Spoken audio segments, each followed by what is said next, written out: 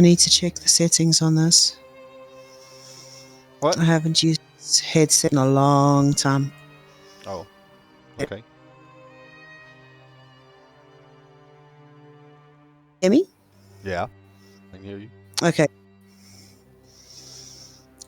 Any different from last time? I mean, it doesn't seem to like cut out or whatever, but we'll see, I guess. Testing out my headset. I need you to speak a bit so I can adjust your volume. Just turn it up.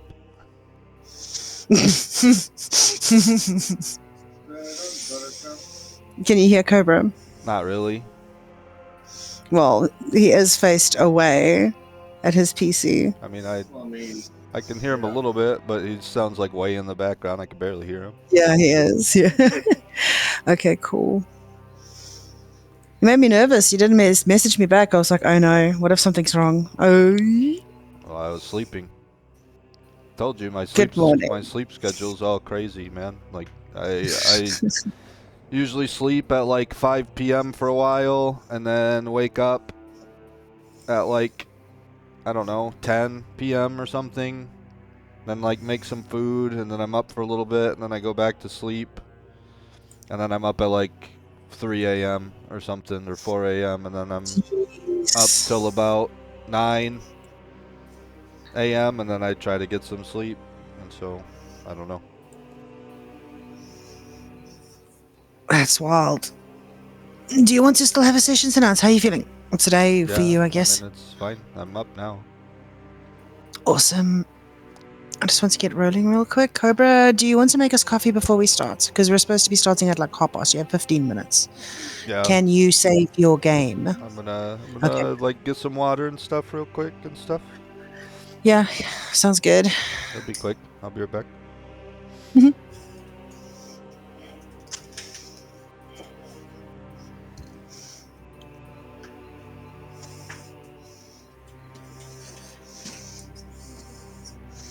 Maybe let her out now before we get started. Cool.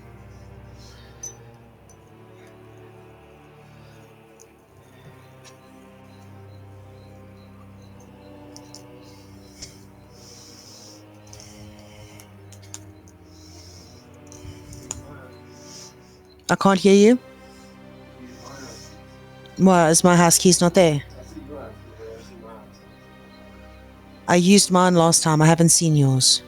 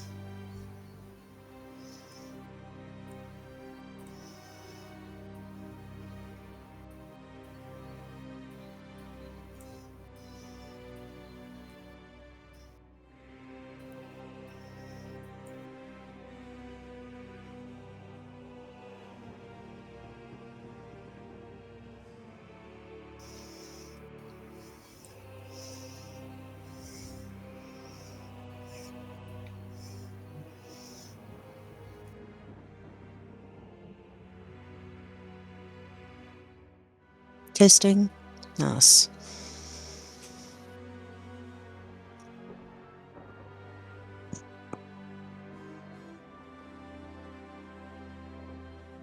So she doesn't want to go out.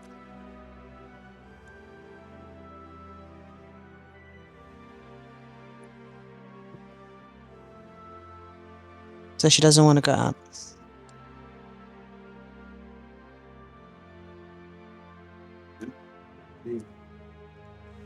Coffee? What's happening with her? We're not going to stop that.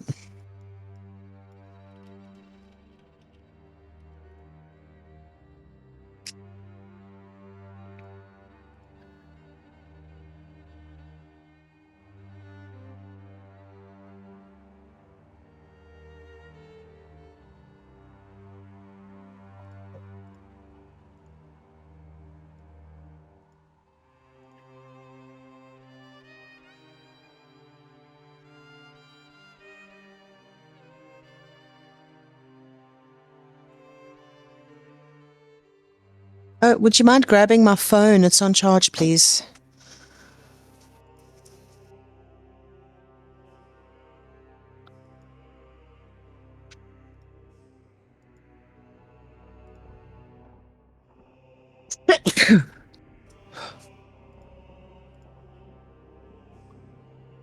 Thank you. How far is it charged? It's not bad.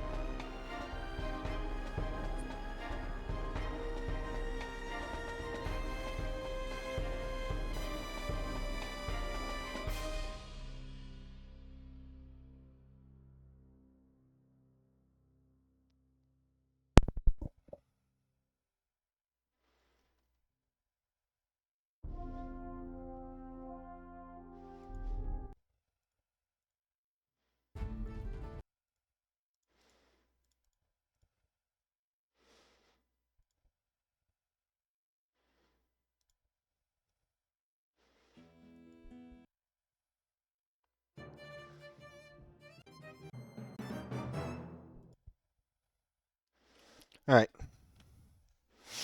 Welcome back. Cobra's not quite done with the coffee yet. That's okay. I've adjusted my audio. Is it better or worse? Do you need me to turn it up or is it alright? Sounds fine. Awesome. Thanks. Can adjust it on my end if I need it to go up or down or whatever. We've also got a few of the fans inside because it's really hot today. I don't hear So, any of it. I'll put the noise suppression on because my mic was going insane earlier. Yeah, usually that's what you gotta do. If you're got like a fan blowing out your mic or something, I don't hear any of it, so. It's not blowing directly on me, but the fans are noisy. Well, you know, it's older fans. Like I said, I don't hear any of it. That's so. good. That's good. Cobra, before you sit down, I need my pens that's up there by your 360 controller before you sit, please. I've been sketching. You got me sketching again. How dare you?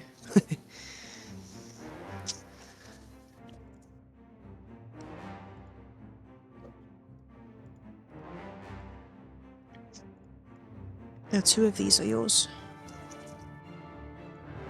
That one and that one are yours. All 3. Yeah, thank you. Swap you. Thank you. Should I do this? You know? Apparently not. No. You probably need to turn and look this way. Or you need to pick up the headset. We need to launch into roll 20 as well. Yes.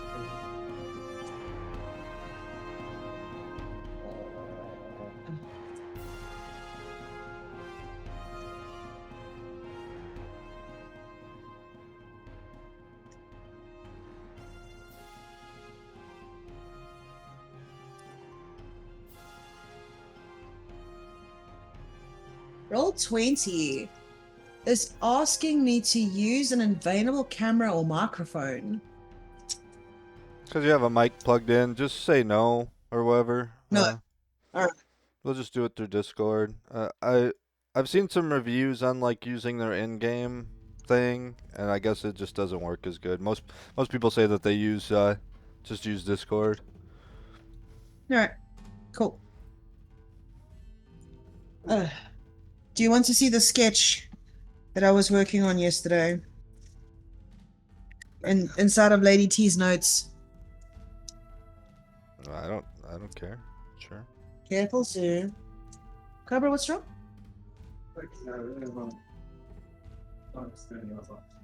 Oh, Cobra needs 5 minutes, sorry. That's fine. It's your timing, Cobra. Your timing's always like that.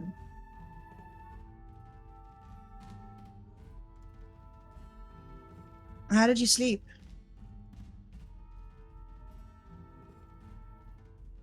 Did you at least sleep good? I mean, I got a little bit of sleep, I guess. That's good. Nice.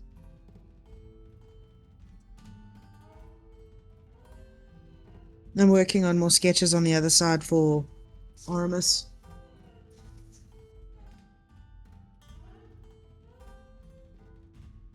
Hello, Sergeant.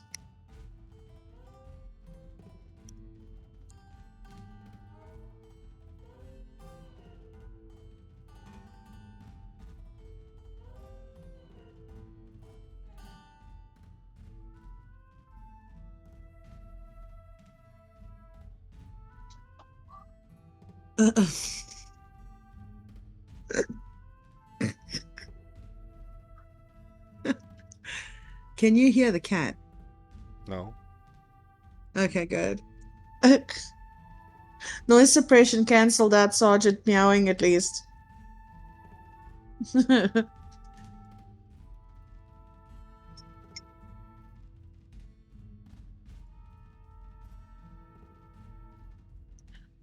There's a few things actually. Should I ask these things to you now, or should I ask these things when Cobra comes back? Probably just when he comes back. When he comes back. Okay, cool. So you might have some of the same questions, and I'll cover the same stuff. Sweet. Sounds good to me.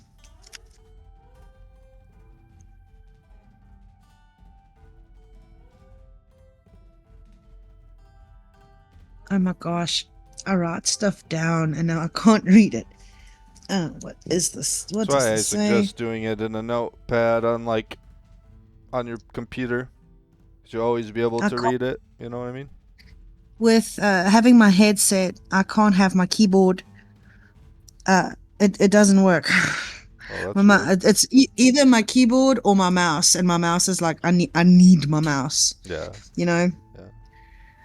That's why I'm now swapping over to like I have to take down notes in a book, which isn't a bad thing. I kind of like the tactile and the feeling of writing it down. I like it. Yeah, maybe write it, and then like after your session or whatever, transfer that to Go like over it. put it into like a text document or something. You'll always be able to Yeah. read like a computer text document. You know what I mean? That's a good idea. So I essentially have 2 copies, which is also good. Mm-hmm. So yeah, I like that.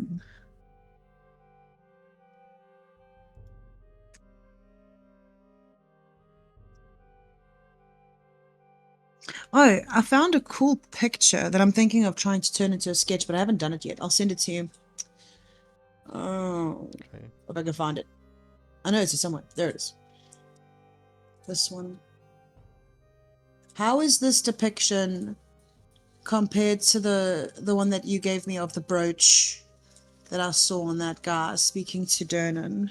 I just sent it to you.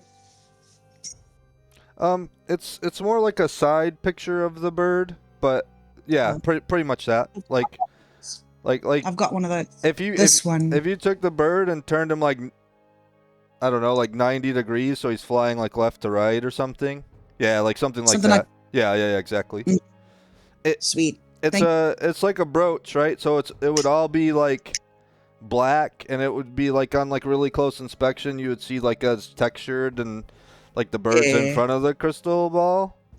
But you intricately carved into it. You wouldn't have you wouldn't have like all these like red like details. You wouldn't have like the red like or the blue or stuff. Yeah. But like it doesn't have all this cloth, and it doesn't look like it's in a room like that. It's the crystal ball like that, or it's like on the little like holder thing underneath it, like that was there, and then the brooch. Yeah. Well, like the little holder that the crystal ball is sitting on. And then yeah, the stand, it'd be like a little pedestal. Yeah, like so it's that whole it's the crystal ball with the little stand part of it, and then like a bird like that with like the scroll, like exactly like this, but it's all one like piece. You know what I mean? Yeah, and it was dark. It was like a dark metal, like a black iron or something. Was it casted instead of engraved? You don't really know.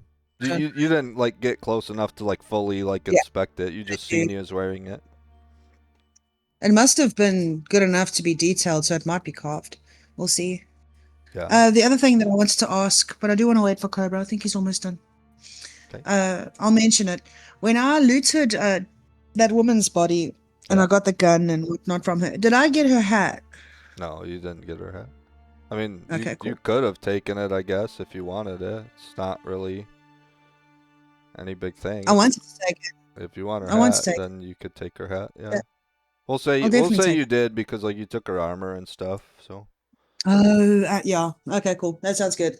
I'll like attach it to one of the backpacks, the backpack that I fashioned for the dog. I'll attach it to that so it's flopping around on the side of him. Yeah. Okay. Sounds good. You're right. Yeah. Cobra's good. Okay. Oh. Just getting some other. Is there anything you want to say before we get it started? Set up. Oh, do you want to ask him about the merch that you saw earlier? What? The merch. Oh, I already got merch. Jeez.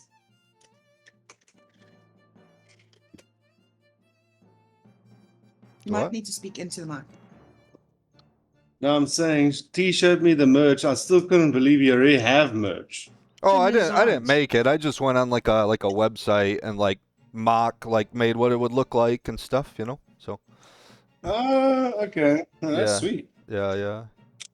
I was just messing around with stuff like that to see like what stuff would look like and get some ideas and stuff. It was just like you could go on like there's a website I found where you could like design T-shirts and stuff. So I was just like messing around with stuff. I thought about maybe getting, I don't know, like 3 of them or 4 of them or something, and then like giving them away on stream or something sometime to like help promote like the YouTube channel and stuff or something maybe. Yeah. I mean, we'll see how it goes. Could be could be something fun to do. Yeah. So. I mean, the design is awesome. Oh, cool! Thanks, man. I like it. Yeah, I thought they turned out pretty good. There's a friend of mine that I play WoW with that like, he's really into like tabletop stuff, D&D and things like that, and he's an Australian guy. And Is it Spoob? No, Spoob is a US guy. This is a different guy. I think that's something else. This is a different guy that I played like hardcore WoW with and stuff. I think I've got him confused with Stubby. Nah, it's not Stub either. It's a different guy. Cool. You don't really know this guy. You might have seen him in Twitch once or twice or something. Bones is his name. Sounds familiar. I don't think I've interacted with him. Yeah, but anyway, so like I was talking to him kind of a little while back, probably like a month or two ago, and I think he said a family member's significant other, like his sister's like boyfriend or something like that. Something like that, or a family member's girlfriend or something. Like, someone in his family dated somebody or something like that. That they worked at like a very small like publishing company that like would like write D&D adventures. Like there was like a printing company, so they would like print out people's D&D adventures and set it up like so like you could buy like the book or whatever. And then, like, it was set up really open-ended, so you could, like, just throw it into your campaign and stuff. Like, it's like a module book. So, like, we started talking a bunch of D&D a while back.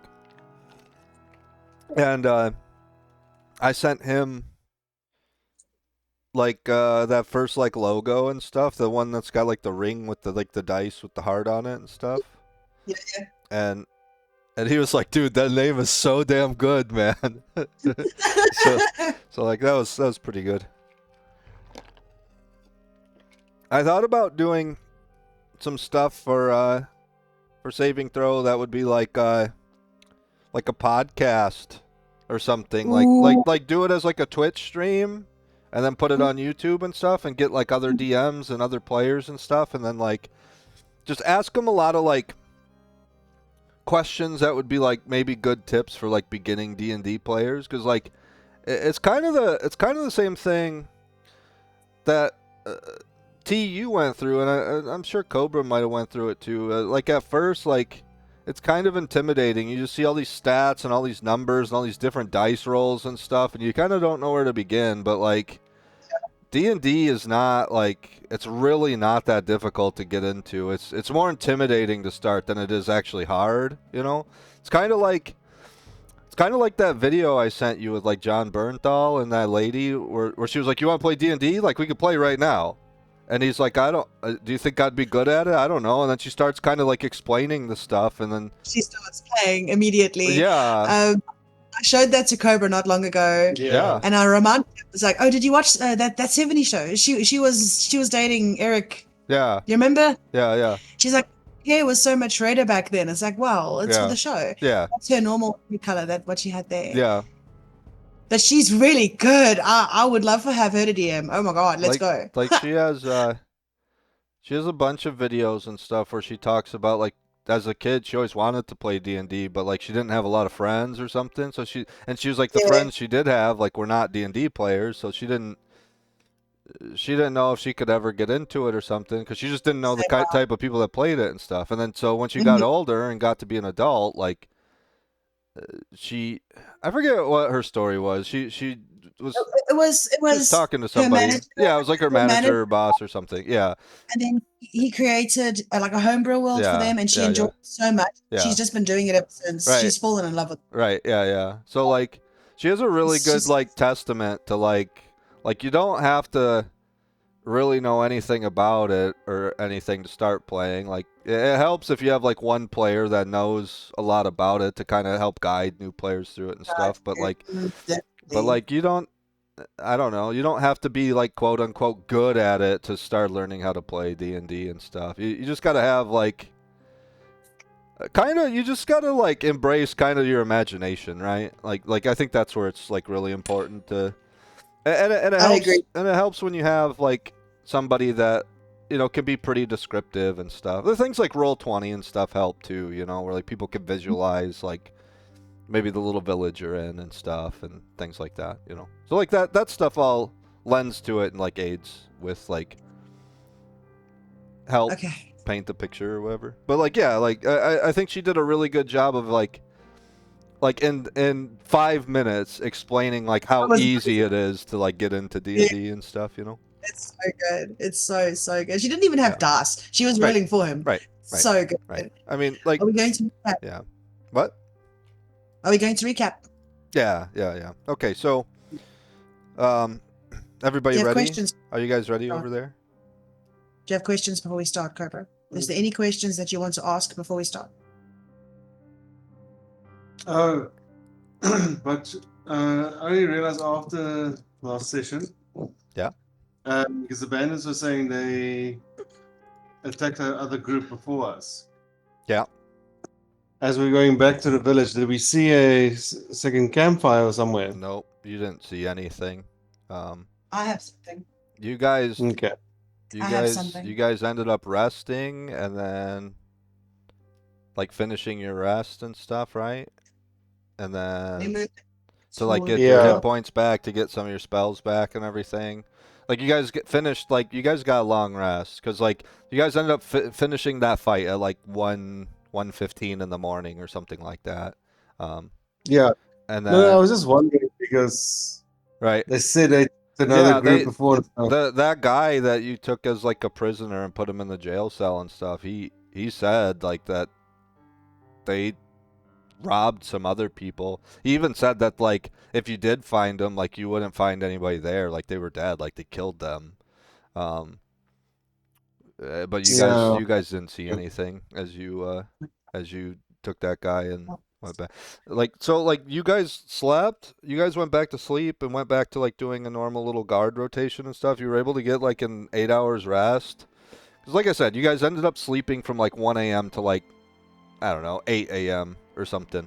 And so like in the daytime it would be hard to see if there was any fires or anything anyway, because like you effectively slept till like daytime and stuff. You guys didn't see anything on your way to town. Yeah, makes sense. Okay. Whether it was because they came from kind of a different direction, like so you guys were just, you know, like here, right? And traveling just like up here, and then like I said, it kind of crooks down into the town. Whether it was farther up this way somewhere, or if it was here, or it might have been down here or something. It might have been in a different direction that they came from, you know, like so. Fair enough, so like actually, you guys didn't see anything, no. Okay, yeah, that makes sense. It could go either way. It doesn't mean it has to be on the road. Keep our eyes open for a desecrated camp. Right. I mean, and like that's something that like you guys definitely would have been keeping an eye out for sure. And like you guys just didn't see anything. Like it's not even about like a failed like perception check or investigation check or anything. You guys just I think that's something as you guys were traveling to the town and you guys got this like prisoner. I think that's definitely something that you guys would have been trying to keep an eye out for, and like you guys just didn't see anything, no. Yeah, and also I'm assuming the dog would have smelled something if we didn't see it. Maybe if you would have like told him to sniff around and stuff, but like it's not about that. Like you think it might have been them coming onto the road from a different direction, like different direction. Yeah. Perfect. Any other questions? So yeah. I'm good. I'm happy. Okay. All right. So as a recap here, we you guys effectively woke up in the morning after some kind of bad dreams, right? Like you were in town still. You were still in like the Twilight Sonata bar. You guys had a pretty rough night of sleeping. Some weird dreams. You guys decided enough's kind of enough. Like you guys had too many of these same exact dreams as one another, and they were pretty bad dreams, you know. Like you had this church dream. Cobra, you had kind of a reminiscent dream of like a weird event you went through in the past when you were much like earlier into like learning how to like become a swordsman and become a samurai, and like you know, like you had a mentor, like a trainer who was going through some like a rough time, and it's something that you didn't exactly want to remember, but this dream made you remember a lot of that stuff. And then you had this attack on this church that was Drad's crazy thing. They were raising the dead. There was, you know, cult members. There was Drad showing up. They completely butchered this temple of worship, this like church, this like worship hall, and You know, here's kind of the aftermath of it. It was a massacre. Yeah, I mean, like you guys seen people getting killed and just innocent people at that. You know, it was pretty harrowing stuff. Pretty awful things that you were dealing with just envisioning like these dreams and stuff. It was quite creepy, you know. So like you guys essentially decided like, okay, we're all having these same weird dreams. We're all seeing like this same thing, and then like it's time to kind of figure out what we're doing here, and like you know, it's enough just kind of hanging out in town. Let's start making our way up towards the circus, right? And so like as you guys were leaving the bar, you seen a strange, you know, kind of shady looking guy down here in the bar, speaking with the bartender. You know, like he was as you guys came down the stairs, he was kind of over here talking to you know, essentially a shady dude. And you noticed that he had like a specific little like brooch keeping his cloak on. He also wore a pretty strange cloak. It wasn't like a full kind of over both shoulders kind of cloak. Usually a lot of cloaks, you know, are specifically over both shoulders, can kind of wrap around even like the front of you a little bit, and has a hood and stuff. And all of this is usually kind of a traveling item to kind of not get you super wet, or it could be like thick like fur lined to like keep you warm while you travel, depending on if you're in cold weather and stuff.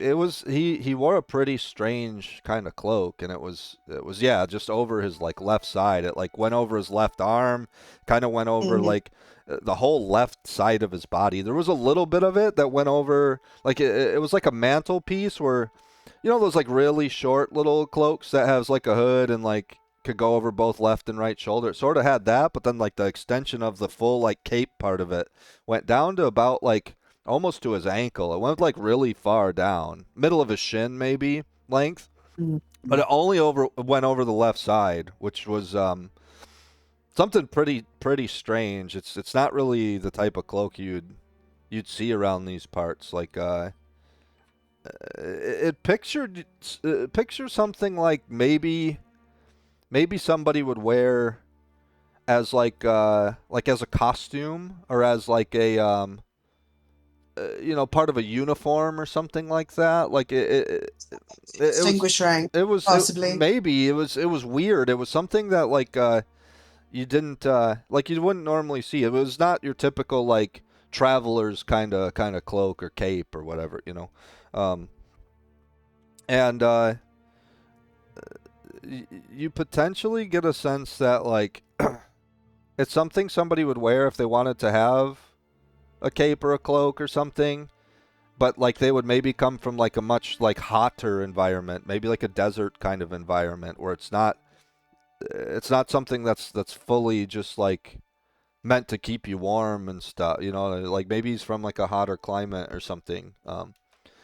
Either way, it stuck out to you guys because it was just weird. Like it's just not something like you've seen enough of the townspeople and enough different people that like even that little caravan wagon ride that you did from Galebrook to Dunsbury was like people had on these like traveling cloaks and stuff, and they're usually meant to like assist with like I said, with cold weather, or with like maybe potential like raining or something, with a hood and stuff like that. His had a hood, but like it was just weird. It just went over the left side. And then he had this weird brooch, right, that had like a raven flying with a scrolled up letter in its talons, and it had like a crystal ball behind it. That stuck out pretty significantly, which is kind of strange in itself, because again, like he's wearing like clothing and armor that was like really clean, really well maintained, like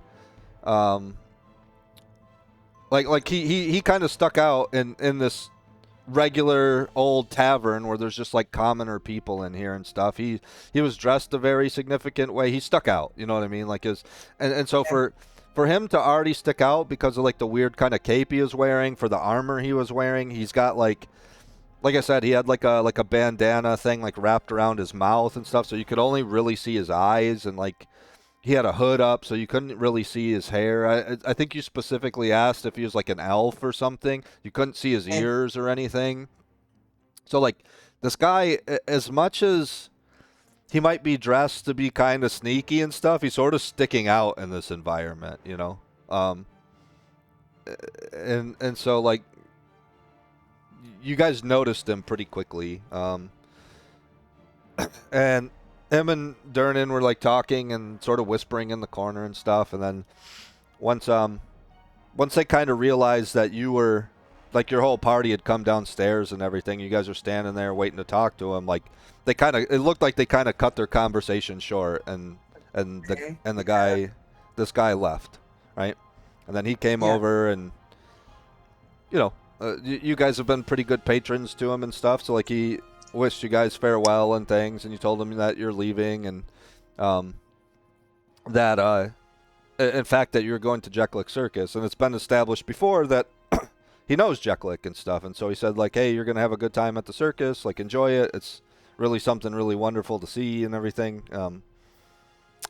So you guys bid your farewells and stuff, and then you came back out, outside of the bar here, and then you went up to Wario's. His place was closed because you guys had these weird dreams and stuff. You guys kind of woke up a little earlier than usual. You guys woke up at about 6 a.m. or something, like 5:45, 6 a.m. Pretty early. None of the shops were open or anything really. There wasn't people really bustling around and stuff like you're used to seeing in the city. It was just too early for everybody. No one's really awake. You might see a couple lights in houses. Like everyone had like their curtains drawn on their windows and stuff, so you can't like peek in their house. But like you might have noticed over here, maybe some candles start to light.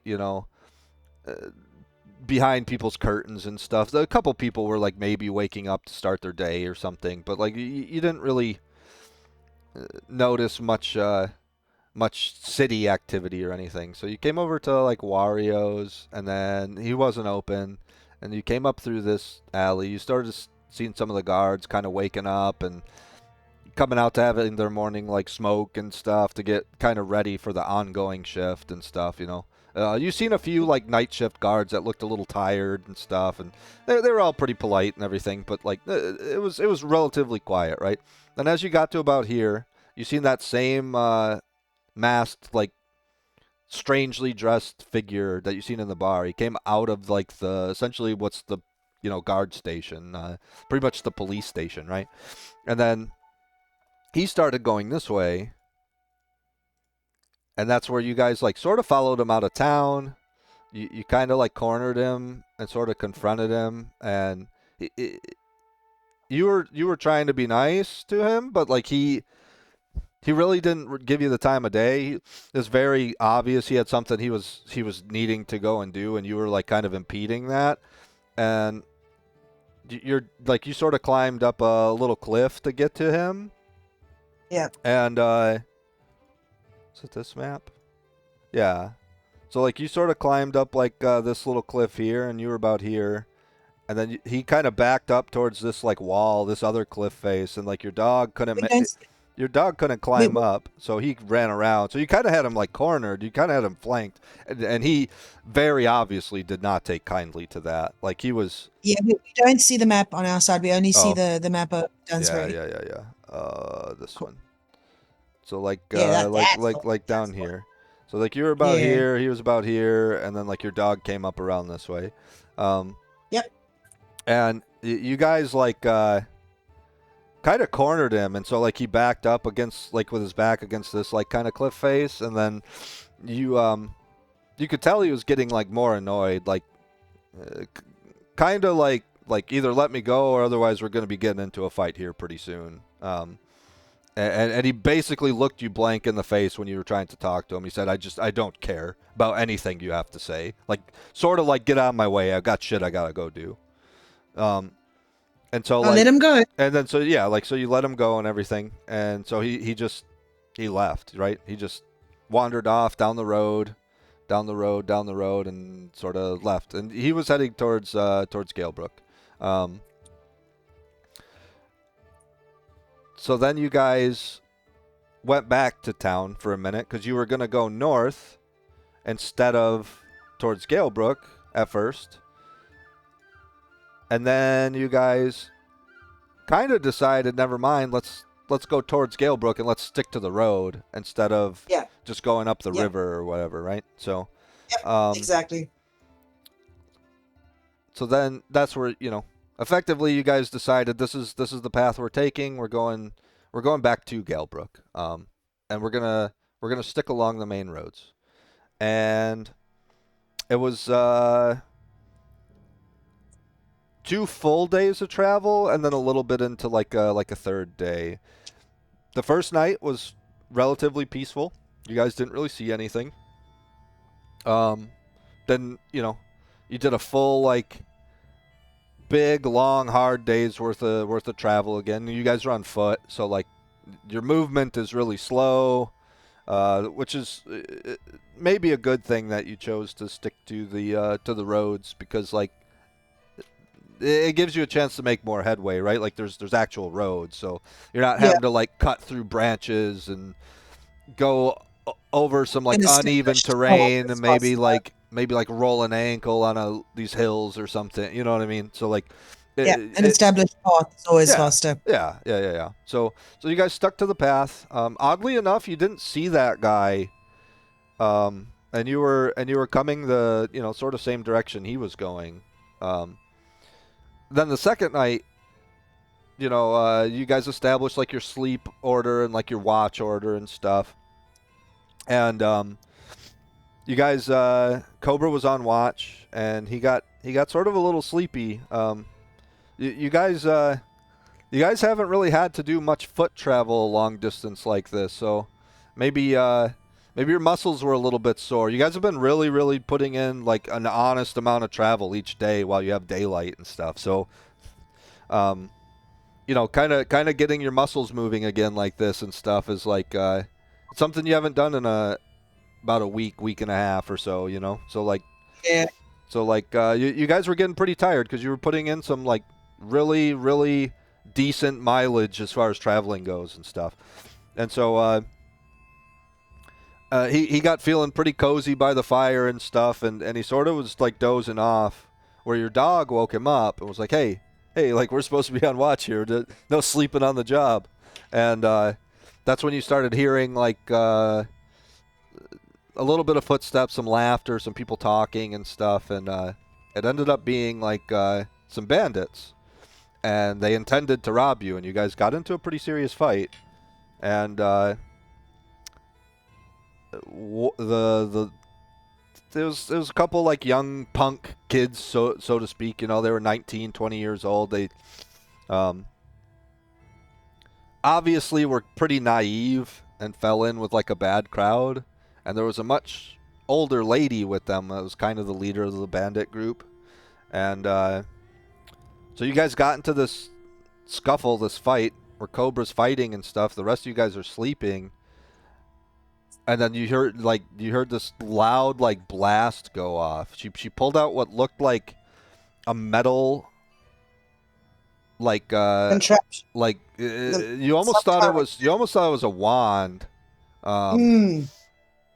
You haven't seen something like this before. It was it had a handle. It had a long barrel on it. It clicked back, and then Cobra, you seen her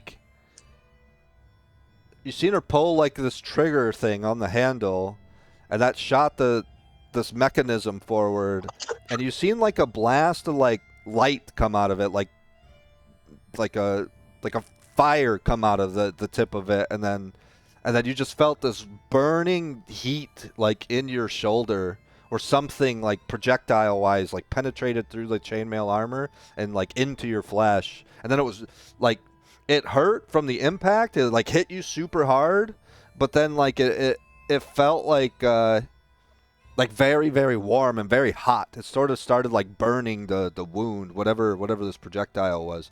It felt like getting hit by an arrow or something. It had just this super hard impact, but then it was burning and heated up is something you didn't really ever feel from like a projectile kind of impact, and it was from this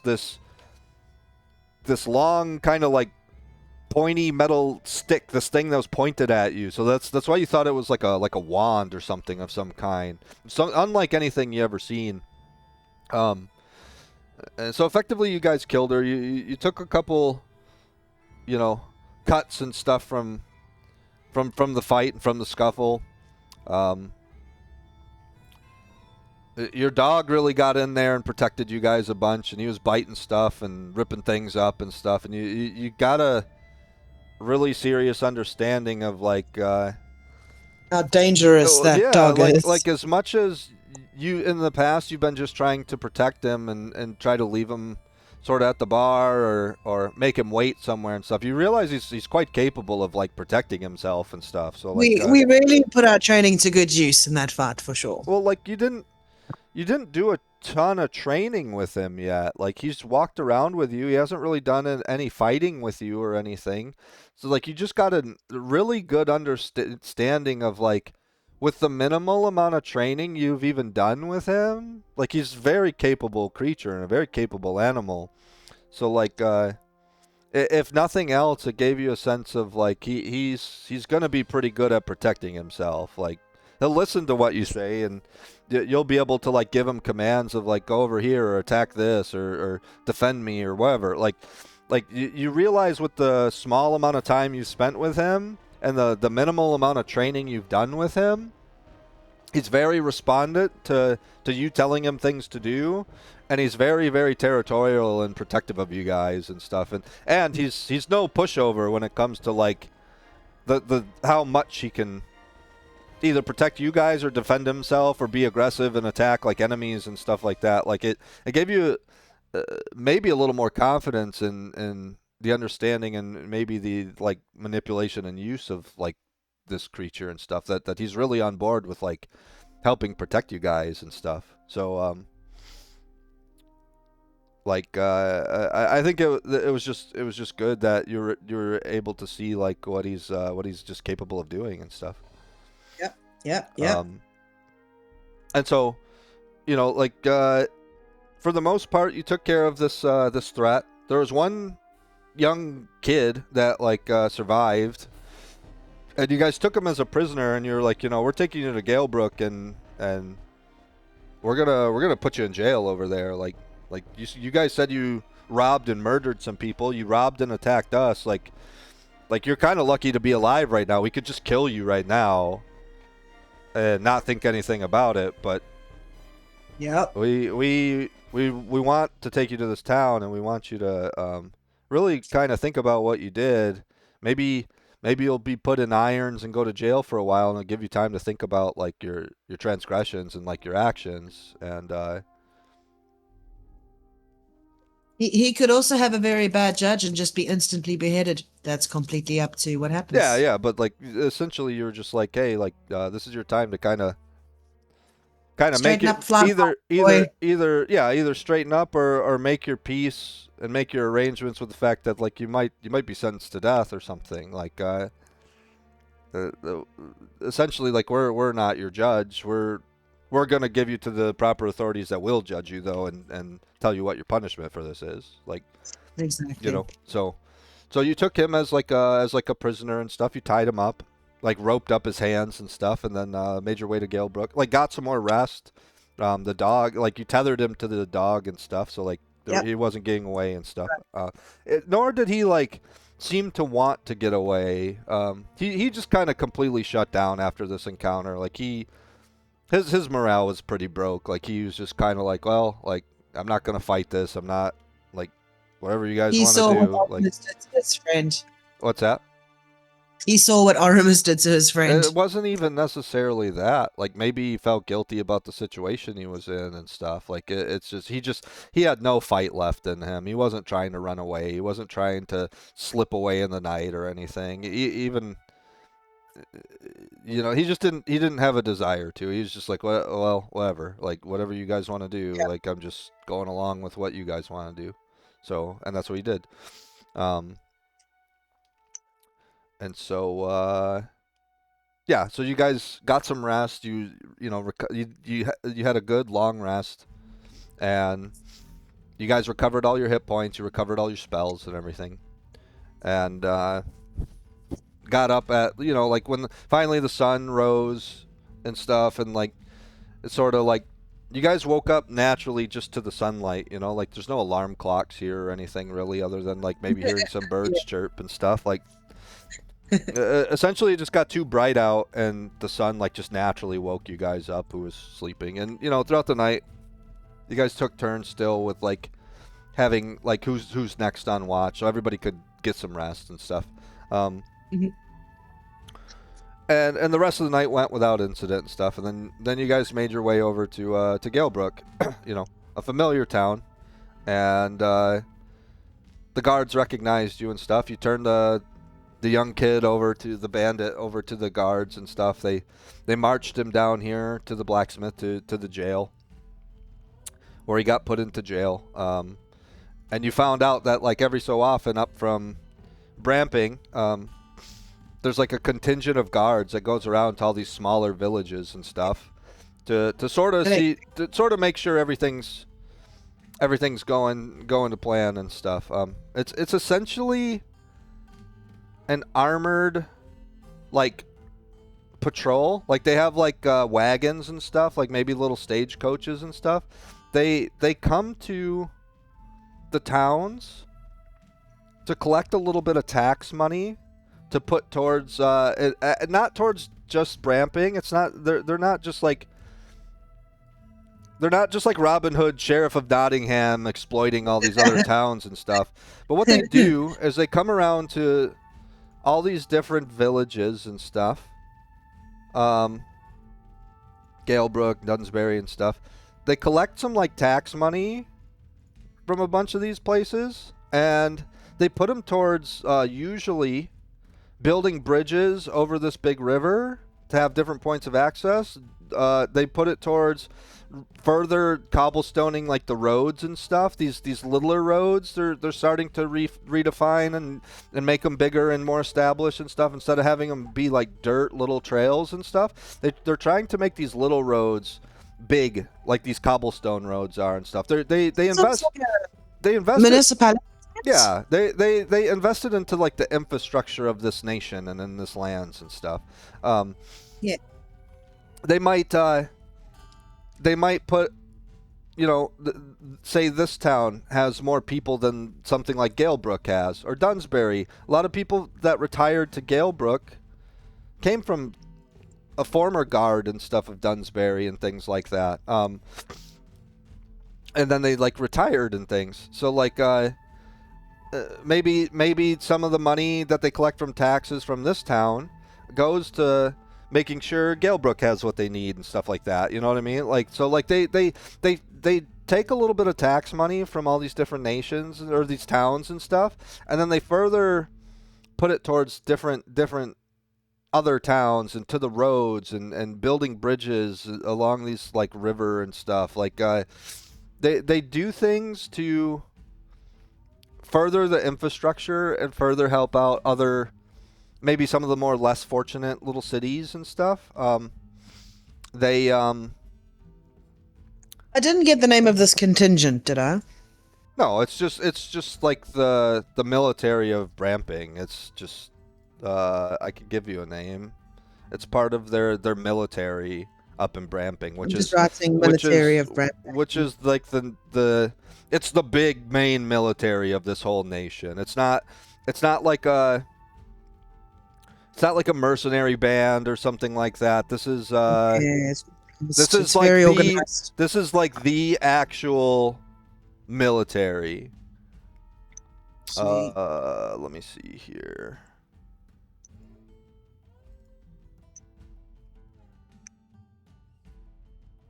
This is like the official military of the Kingdom of Bramplia. Like, let me see here. This is...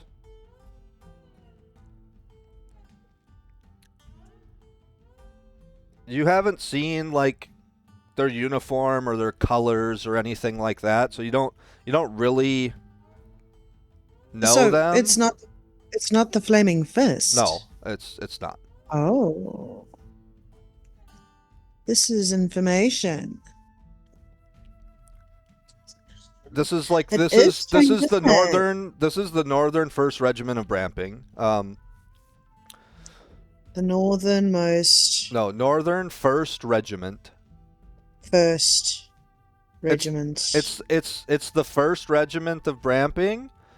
of Bramping. But there's different regiments around, so this is like they just call it the North Regiment. This is the military that is stationed at Bramping. Thank you. This is the one that I told you has like 600 archers, 700 cavalry, 863 infantry, 50 different artillery siege weapons. They have a navy that's like 35 giant big boats. This is like they have their own, like the 1st Fleet is like their navy and stuff. This is like the actual military for the Kingdom of Bramplia that directly takes their orders from the king of the actual king from the Kingdom of Bramplia. The main capital city of the Kingdom of Bramplia is Bramping. Nice. So like they take their orders from the king. Like there's members in their military ranks that are like war generals and stuff that are actually in council with the king and stuff. This is like the official military of Bramplia. So, safely to say then, the king is actually there in Bramping. Yes, yeah, the king is in Bramping. Yep, his kingdom is there. You guys haven't really seen a map, but I have a map. Let me see here.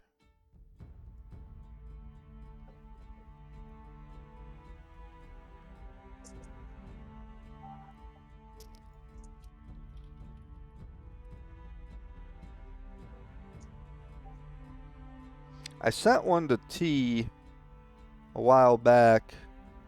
I might have it saved somewhere. I need to find it. I don't know where it is. I'm looking. I mean, the same one I think it is. It's huge. Yeah, it was that super big one. Yeah, I'm gonna look for it now. I'm rolling. That's fine. So, but like, yeah. That is also, that huge city is where, the blacksmith you were dealing with in Dunsbury, that's where his, like, shop is that blew up. That's like getting renovated and rebuilt and stuff that he was telling you about. Yeah. That's T's sending you the call now. Yep, that's where he sent the armor up to, and he has like a business partner that's as far as you know, he's like a powerful wizard or something, a mage of some kind that does like the enchanting work and stuff. Yeah. Enchanter. Yeah. It's like a business partner, Cobra. I remembered something. What? Yes. There's actually ruins and stuff in this world, right? Yes. Yeah. There should be. All right. I've never thought about it. Ruins and stuff, it gets enchanted onto an item, but it can't be removed, correct? It depends on this. It depends what you're trying to do. Yeah. It could be like a rune. If you were casting like a warding rune or like a glyph, like something like that, like what made T not be able to cast in like Zulu's shop, you could probably put it on a weapon as kind of like a trap thing that would be able to like one hit would be able to like set it off or something. You'd have to have a wizard put it on. Like say you wanted to put like a fire rune or something on your sword. Somebody could maybe do that. It would put one charge of it on there. So like when you swing, it would like activate or whatever, and then it would like cause an explosion or whatever, a fire, a frost, whatever like type you put on there, and then it would be like gone. So it'd be like a one-use kind of thing.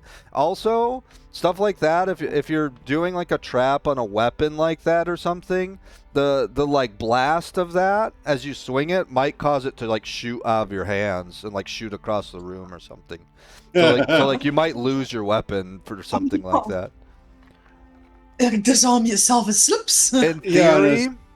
In theory, you could try to do like put like a rune like that or a glyph onto something, but like to actually enchant a weapon with like what or an item with what she's trying to do, with what T is trying to get and trying to do, like it takes an enchanting process and stuff.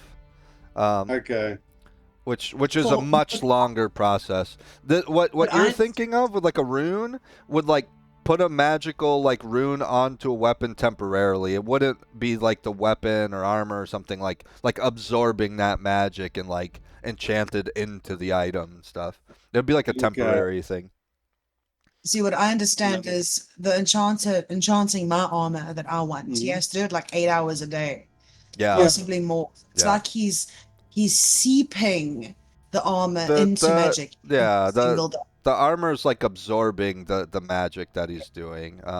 It depends. Well, it could be a shorter process or a longer process depending on the level of the spell, what type of thing you're trying to get put onto it and stuff. It entirely depends what you're trying to have done to it. On top of that, when it comes to magical items, you usually want to go to, this is where this blacksmith and this enchanter's like partnership works really well. You don't want to just have some rusty old dagger usually that you enchant with like a big powerful enchant. You would have it like, you would find like a master craftsman. He would craft and build this item with like really good quality metals, really good quality gems, with like whatever you want the thing to look like and stuff. He would do like a top-notch job of, or she or whoever's crafting it would do like a really top-notch job on like getting really, really quality materials to make the actual craftsmanship of this item would be like super pristine. And then it would go to an enchanter who would be somebody who's, you know, very trained and probably like a high-level wizard and stuff that can both knows how to enchant things really well and is high enough level to cast like all these different spells, so you could have access to the spell that you want to be enchanted onto the item and stuff. So it's like a two-part process. Not only do you need to find like a good magic caster person to like really do the enchanting, you want to have it like an item specifically crafted for the enchanting. It wouldn't make sense really to like put some really strong spell on some really just rusty piece of chainmail or something, right? Like, because the way it works is like usually when you get into magical armor and magical weapons and stuff like that, part of this enchanting takes so long, and the reason why you have like really well crafted items to begin with is it's less likely to like break. They're like magic items in D&D is like really resistant to taking damage and like getting like, if it's a sword, it's not going to get like dulled down really quickly and stuff. It's not going to get like really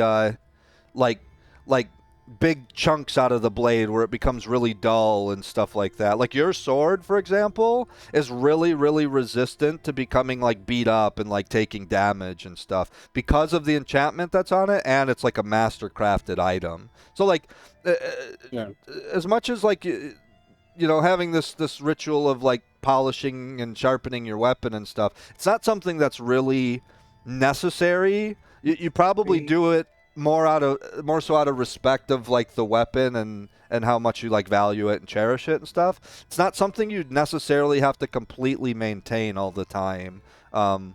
It's more so for you probably respect out of the weapon. Yeah. No, I was asking about the runes because I thought because I know dwarves, they craft usually stuff with runes and sure. into which is like their form of enchantment. Yeah. It could be different things. You can find certainly blacksmiths that have like magical powers and things like that.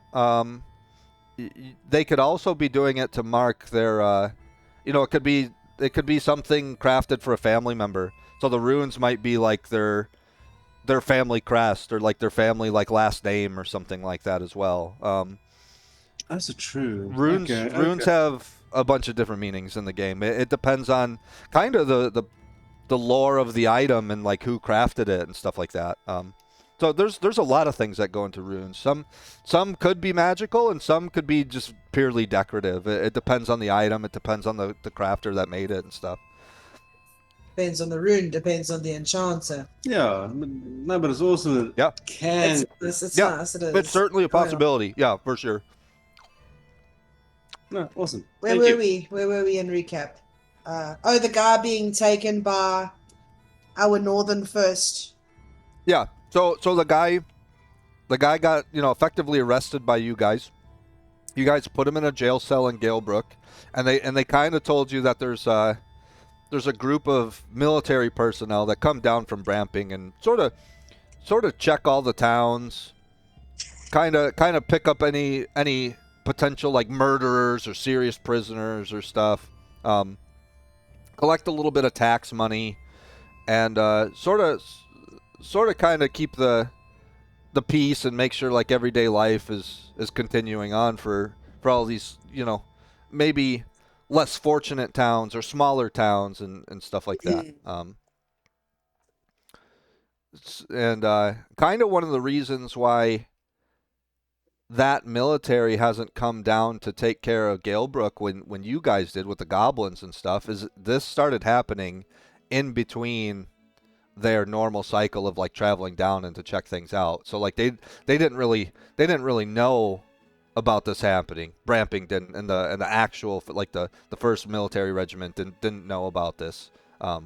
This happened between the time period where they come out and start checking on the towns and stuff. Between patrols. Yep, exactly. Yep. Mhm. Otherwise they definitely would have done something about it for sure. It was just getting increasingly bad to Galebrook, and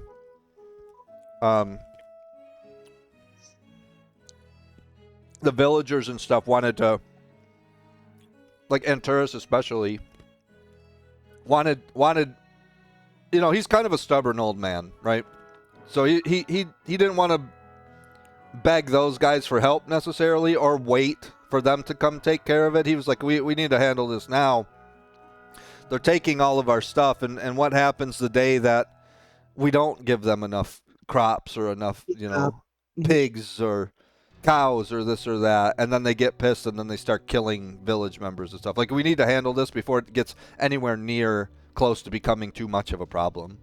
And so, like, they just, and then you guys showed up, and the rest is history, right? Like they're like, these guys can handle it for us. They're here, they're willing to do this. Like we need to get this handled as soon as possible, just so people don't get injured and stuff.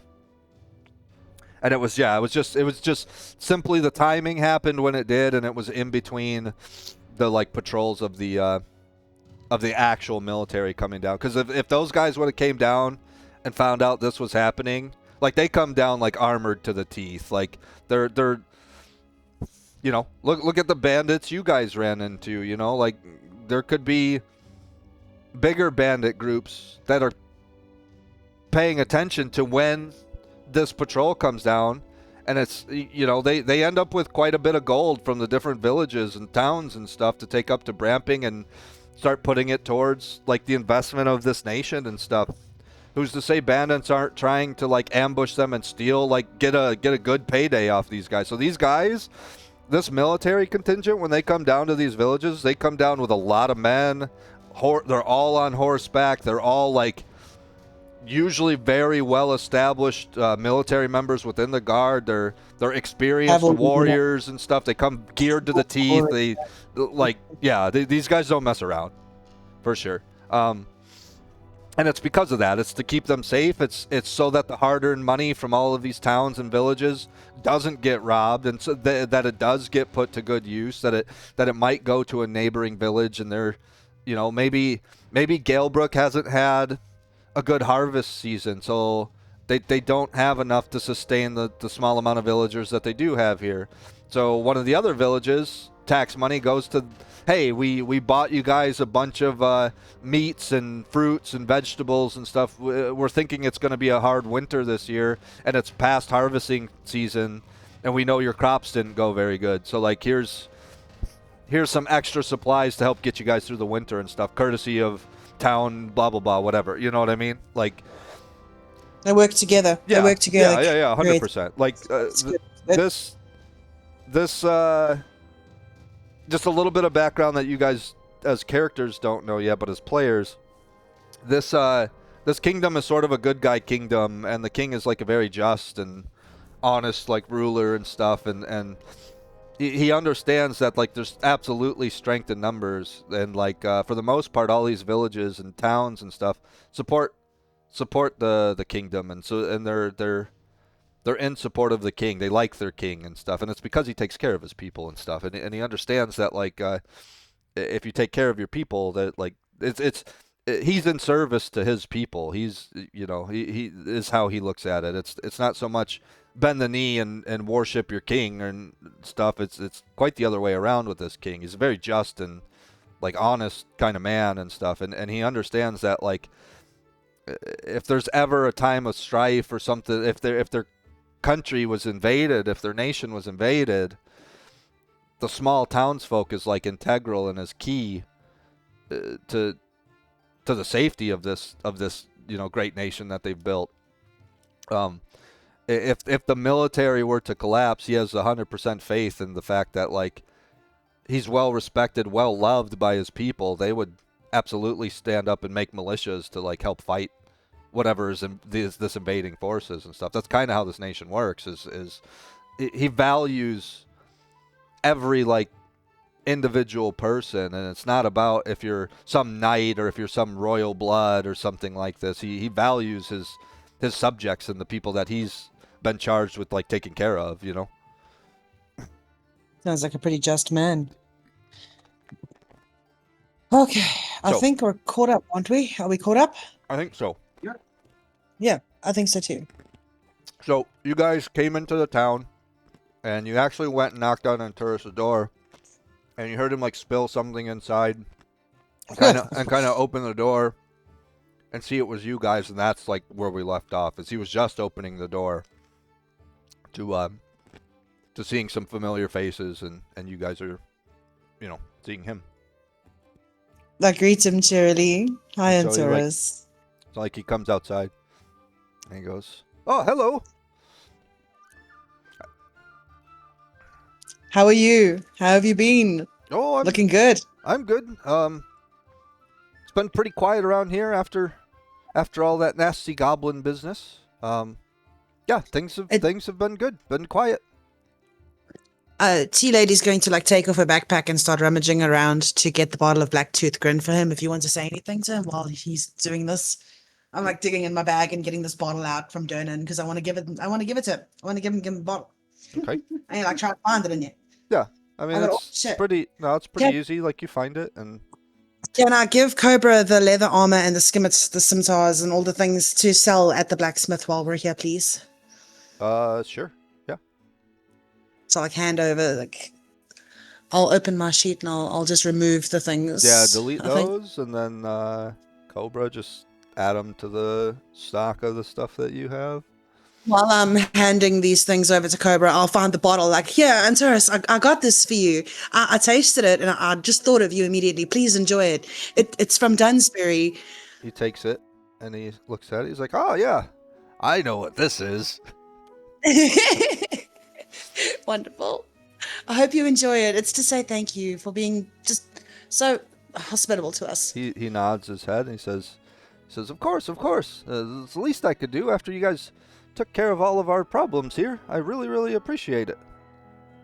T blushes and she thinks to herself, it's like, yeah, who helped who here? It's more like he helped us.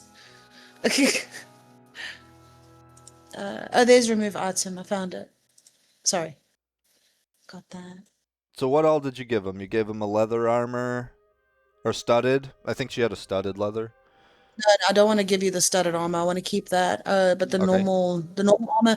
Oh, the normal armor is on gravel. That's what's going on. Okay. I don't have her sword, but I have her gun Okay. on my inventory. You shoulda had a scimitar from her. Don't see it. Where would it be? Just under inventory, Yeah. right? Yeah. Oh, there. I'm looking in the wrong stupid. Excuse me. Found it. It's gone now.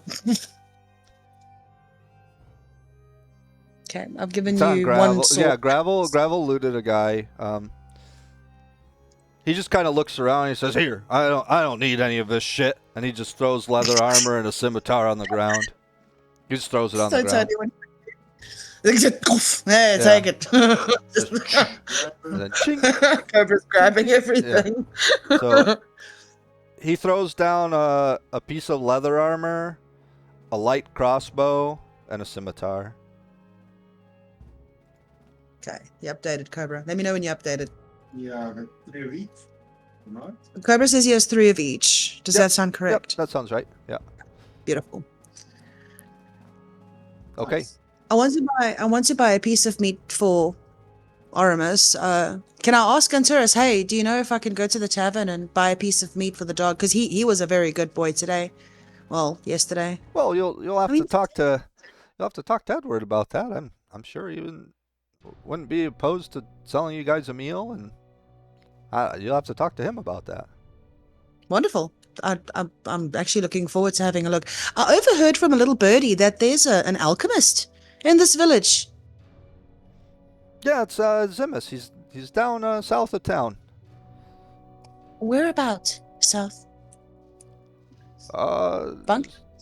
Oh, right at the back. I didn't even see. Okay. Thank you. About I didn't even see. southeastern edge of town. Do you know if he specializes in anything?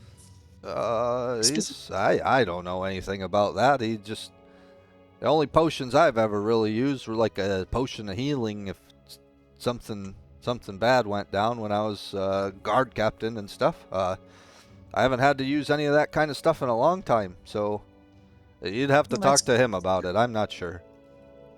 I will definitely try and get to him. Cobra, do you want to say anything to him? Santuris? No, it's nothing, but you said everything already. It's more like, nice seeing Antares, but I'm heading down to the blacksmith. Okay. He nods to you guys, I did do well. sort of gives you like a little bow, and he says, "Yes, well, if there's anything else you need, you know where to find me." And like he sort of like flips that bottle around, like so it spins a couple times in the air, and he catches it, and he says, "I'm gonna go enjoy some of this stuff," and then he walks back inside. Oh, what a peach! What a peach! You two boys gonna go to the blacksmith and drool all over your things that you want to drool over? Yeah, probably. Shall I go down to the alchemist? Oh, and before Cobra walks in that door, I yell at him, we need to get the name of that bandit. I completely forgot to ask him his name last night. Everything was happening so fast. Well, maybe he's had some rest and he can think about what his name actually is now. Yes, Cobra? No, Cobra? Well, I'll see if I can get his name. Thank you. How does this work now that we split up? Well, it's up to you guys. Who would you like to go first? Essentially, all this is happening at the same time, but I can't do both at the same time. So whichever one of you guys, whichever one of you guys want to go first, essentially. I'm still gonna be walking a while to get down there. So Cobra, Yeah, sure. It's you and Grapple. Okay, so you guys, the door is already open, and you walk into the blacksmith shop. It's a pretty small, basic little blacksmith shop. It's not anything too crazy. In fact, he doesn't even really have like it's. like this part of it, like this, is sort of where this guy's cell That's is. That's the yeah.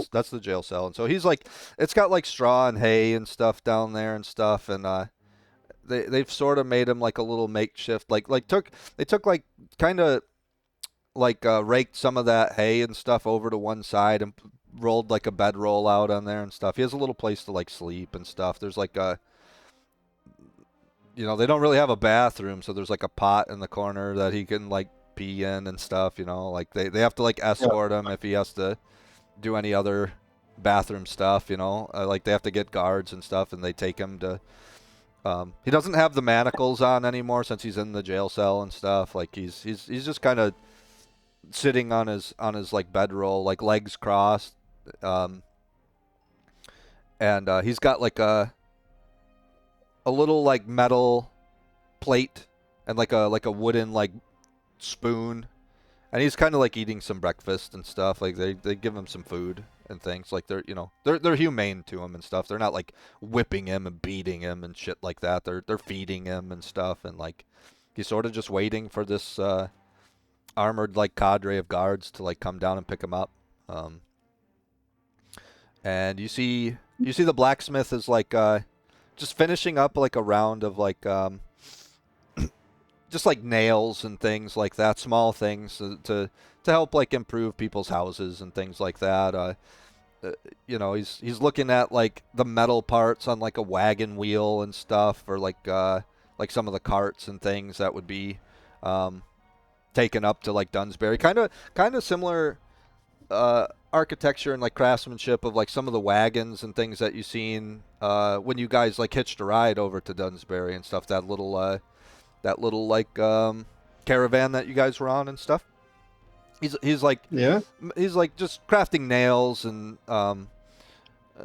mending up and like fixing brakes and like wagon wheels and things like that. Pretty basic stuff. He's got a couple horseshoes laying around and stuff. It's not even like the blacksmith in Dunsbury where that guy had like shields and like weapons on the wall and stuff like this. This guy is not even crafting like things like that. Like this isn't a bigger city. They don't really. Everybody that would have a weapon like already has it. The guards and stuff. Like he does basic work. Yeah, exactly. This is just things that he's fixing, or like things that are making the little village that they have here more functional and stuff. Yeah.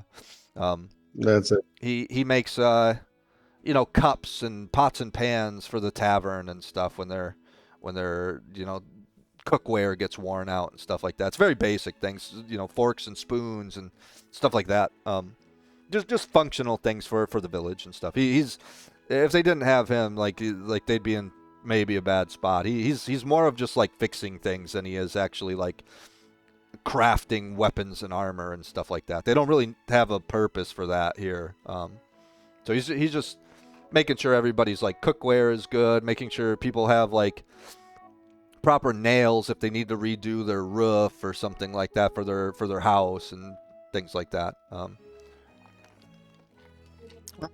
The hinges on people's doors kind of get worn out and stuff, so he makes new ones. Stuff that just helps the little village function. And he turns to you guys and he goes, "Oh, hello there. How can I help you?" And he recognizes you guys and stuff. He didn't really talk with you guys when you guys went through like the Saviors of Galebrook stuff, but he definitely seen you guys around, and he might have said like hi in passing or something. Like you guys definitely recognize each other. You've seen him around for sure. Yeah. And he definitely recognizes you guys. And he goes. I hope the roads have been kind to you guys. It's nice to see you again. Yeah, it's going not too bad, fellows. We had a little bit of a bandit incident, but it's okay. Yeah, and he points over to the guy in the cage. He's like, "This one here, I heard a little bit about that. I'm happy you guys got through pretty unscathed. That can be a scary situation. The road can be quite dangerous." Well, I wouldn't say 100% unscathed. Did you ever hear about a wand that has metal on it and it shoots like lead balls out? You can see my left shoulder. There's a little hole mark where my armor Yeah. Gotcha. He sees like the impact and kind of the puncture in your chainmail and stuff. And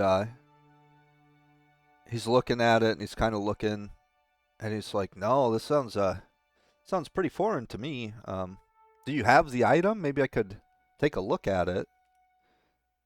Sounds kind of magical to me, maybe like he's actually, he's kind of picturing like a wand as you explain this too. Like he doesn't really quite know. He'd have to kind of look at it to get a better idea. awesome. Also, we do have it, but it's with my other companion, with the lady friend in our team. Yeah, I'll ask her to come around to show you. yeah. I would love to take a look at it. It sounds pretty foreign to me. I don't know if I'll be of much help, but I can definitely try to get some more information after. I'd have to see the thing first. But I'm more than willing to look at it sometime for you guys, for sure. Awesome, definitely. Because I have no clue myself. I know it hurts a lot. Well, sounds pretty scary. I'm interested. But also, I'm interested to see the piece that you got. It's pretty intriguing. no, definitely. I do want to ask, by chance, did our prisoner friend divulge his name by chance? No, he hasn't really talked. He's been very quiet. I've tried to make proper accommodations. You know, we're not savages here. We try to take care of the people despite what they've been through or what they've done. He's just now eating some food, and we tried to set him up a decent little place to sleep and stuff. But from what I understand is he's potentially dangerous, so he's not allowed to freely just roam around and stuff. We're just No, definitely not. waiting for the guards to Bramping to come down, and it should be about a couple days, and then they'll take over from there. We're just trying to accommodate the best we can in the meantime. He's been very quiet though. He hasn't said anything to us, and in fact, you guys kind of are sort of looking at him as you're having this conversation, and his head's down. He's just like looking at his food and eating his food. He's not like uncooperative if you tell him to do something, but he's also not going out of his way to like incriminate himself anymore or tell anybody anything. He's just sticking to himself, you know. Whether that be because he just doesn't want to talk about it, or if he's like further reflecting in his head and thinking about his actions and stuff, you don't really know. But he's just been very quiet and been like unresponsive. Cobra could say because he's like on such good behavior. If we could put in a good word for him and Bramping if he gives us his name. T, you're not there. Disregard my loss. You wanted to go to the. I did. That's right. I did. Disregard me. Go. Do what you were gonna do. Oh gosh. You threw me off now. I was thinking Sorry. something now. Okay. Okay, so, are you still gonna keep yourself nameless, boy? Boy. He just continues to eat and doesn't look up at you, doesn't say anything. Now look at Valos and say, I'll see you, but just now, Valos, with the wand in question. Maybe you can understand it better than I do. And as I walk away, watch out for this one. He's a nameless boy. They tend to fly off when they get a chance. Yep, that's why he's locked up good. I built those bars myself. I don't think he'll be escaping those anytime soon. Good. And I walk out. Okay. How far am I down? How far down am I? Yeah, you've made it over to Yay! to like the front door. This person is actually inside. So he's not outside. Is the door? Nope, the door's closed. But it's about midday. It's a little past noon, so like It's like I said, Walk up and it's not. softly knock on the door. Yeah, it's not like a rude time to be showing up at a shop where they'd be closed or something. You knock, I walk up. I knock lightly. Hello? Anybody there? and you hear inside, like some glass bottles, kind of clink around, and you hear some footsteps come over to the door. And the door whips open really hard, and this old man, you know how like when somebody gets really really old, they sort of start hunching over and stuff, and they sort of start leaning on their cane more and stuff, like their shoulders sort of slouch forward and stuff. He's a little old man. He's a human, but he's really hunched over. He's old, like probably like 80, 85 years old, very very old man. And the door whips open, and he's leaning on his cane, and his it's very obvious he needs his cane to walk. His cane is in his right hand, and his hand's sort of shaking a little bit. It's like wobbling a little bit, like he's like using all of his energy to be supported by his cane, and the door whips open with his left hand, and he pokes his head out, and he's looking around left and right all quick, and he goes, "Damn it! I wish you people would leave me alone."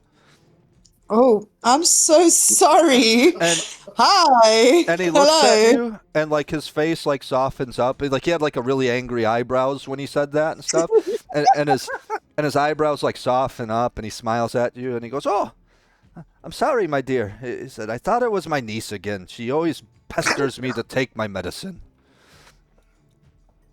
Have you taken your medicine? Yes, she always tries Okay, to good. gives me my batches and my doses early. She gives them to me ahead of time to make sure I have them. But I got them. Yes, I keep track of my medication. Good. Well, it's very nice to meet you. My name is T, and she like holds out her hand to shake his hand. And since his cane is in his right hand, he sort of reaches over with his left hand and does kind of like one of those Yeah, like grab weird it. like backward kind of handshakes, Backward, yeah. And he says it's a pleasure to meet you.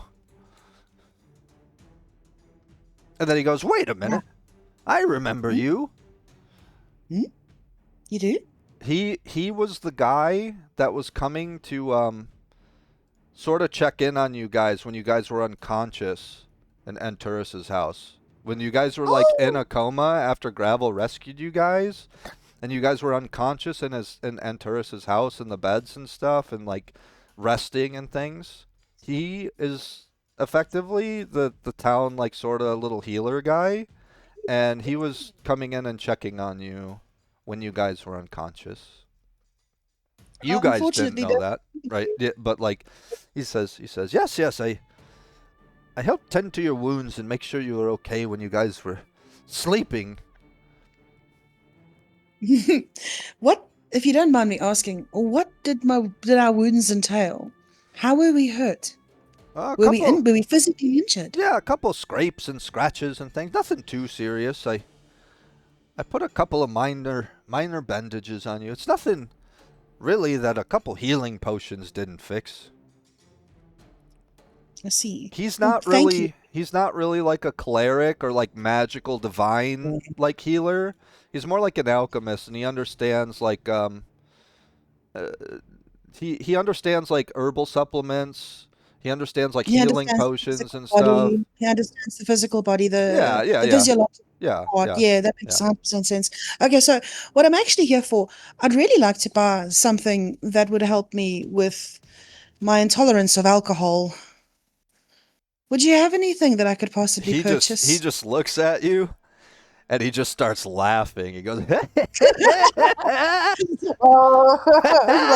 cups her face, like, and he says, "My dear, there's only one way to help with your tolerance of alcohol.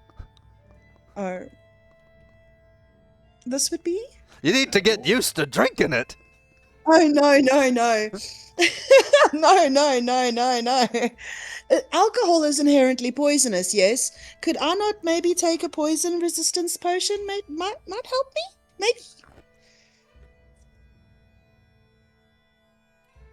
Maybe? He says, "Listen, my dear, a poison resistance potion might help line your stomach to stop you from throwing up it, all of it.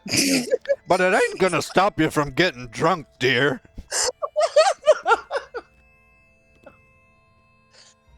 Fine. Fair enough. Can I see Cobra and Gravel walking down this way while this is going down? Yeah, they're sort of making their way over. And I like wave at him and say, "Come on, you got to meet this guy. He's great." Do you want to buy more health potions? Because he knows what he's talking about, Cobra.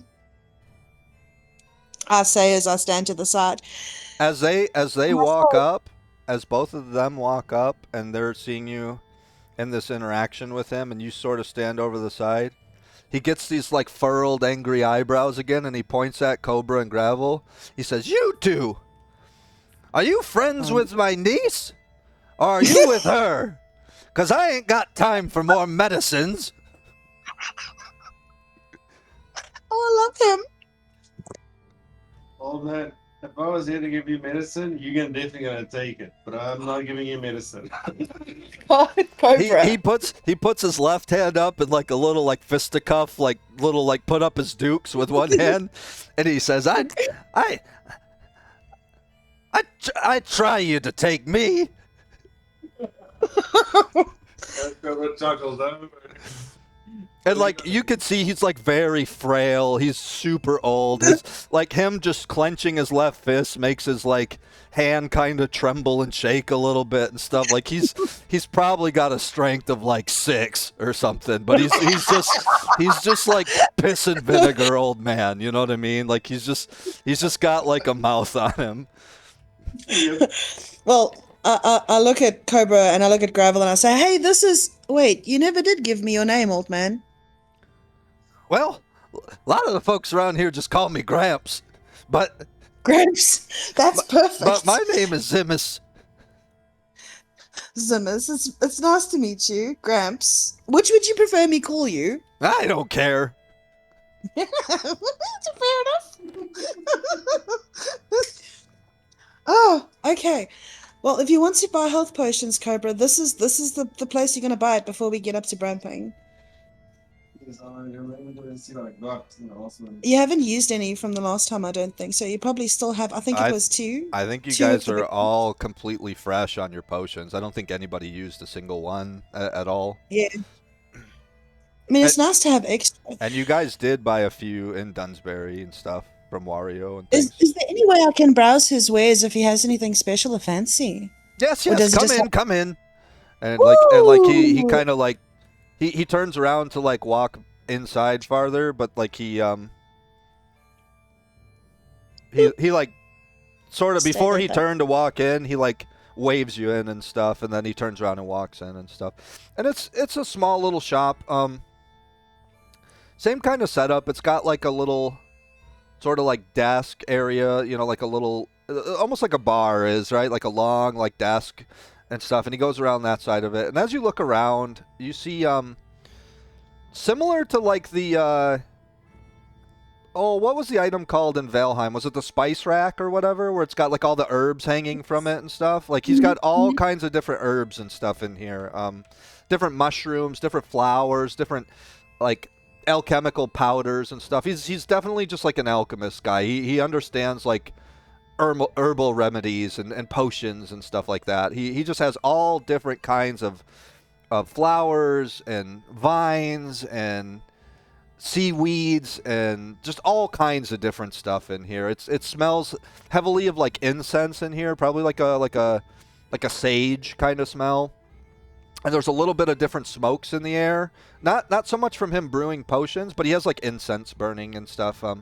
Some of the flowers and herbal remedies that he has is just like it's like a poultice and stuff, like where it's like a bunch of mixed up powders from like ground up different herbs that just weren't put into like a cauldron to be brewed up into a potion yet and stuff. It's like the dry rub sort of stuff, like before it's been like kind of brewed into a potion yet and stuff. He has tons of these kind of things all over. There's like little parchment papers with different little powders in it and stuff, like strewn across the like the big like bar style like desk that he has and stuff. He's got various like empty vials around and things like that, and then so he's just got all kinds of different means to like all the ingredients to make a bunch of different potions and stuff, and then he's got a big, quite good, not quite like super roaring or anything, but like a good fire going, and then there's like a cauldron over top of it, like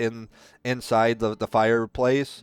There's like a rack that he can hang a cauldron on, and there's a cauldron like brewing and sort of bubbling and stuff, where he's making a fresh batch of some type of potion. You don't know what it is really. I want to ask him, what's your best seller in this village? What do you sell the most of here? For most of the people, they just usually it's guards come in to buy a couple extra healing potions. We have a few different hunters that might go out and might get injured by a boar or a deer or something, and so usually probably some healing potions. And like as you look around his shop, like there's some things on display and stuff. As far as some of the wares he has, as you know from like the what was it, like the cat's eye potion or whatever, the one that like gave you dark vision and stuff. That was like a weird fluid, and it had like eyeballs in it and stuff. There's nothing like crazy like that. There's some red, like very obvious like basic like healing potions and stuff like that.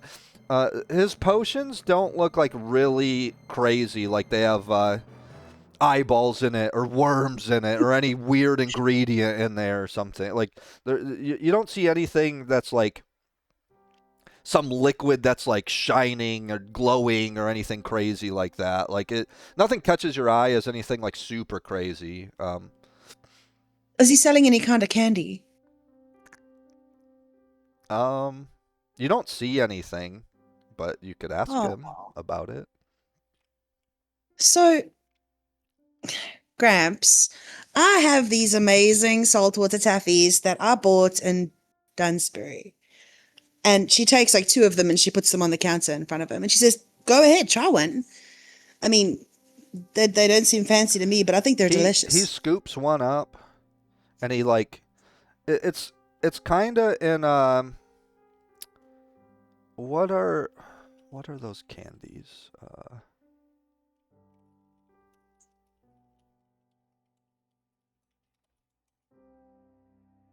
Do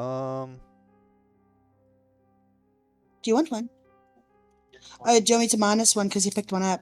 There's still one on the counter. No. He's not taking it. He's just like looking at it. He's gonna like check it out, like investigate it. I can tell him you can eat it if you like. I don't mind. He, like, it's the kind of candies where like it's got like it's like twisted, right? Like in the middle, it's twisted. So you pull one end of one side and one end of the other side, and it untwists it, right? Like it unrolls, right? Like, you know what I'm talking about? Like those little like twist up candies. So it's wrapped up like that, and the paper's like a piece of like waxed kind of parchment paper to like preserve it and stuff, right? In case it gets wet or something like that in your pack or anything. He picks one up, he untwists it, and he holds the piece. It's like a little rectangular piece of candy. He holds it in between his index finger and his thumb on his left hand, because he's still like using his cane on his right hand. Yeah, to like stand up.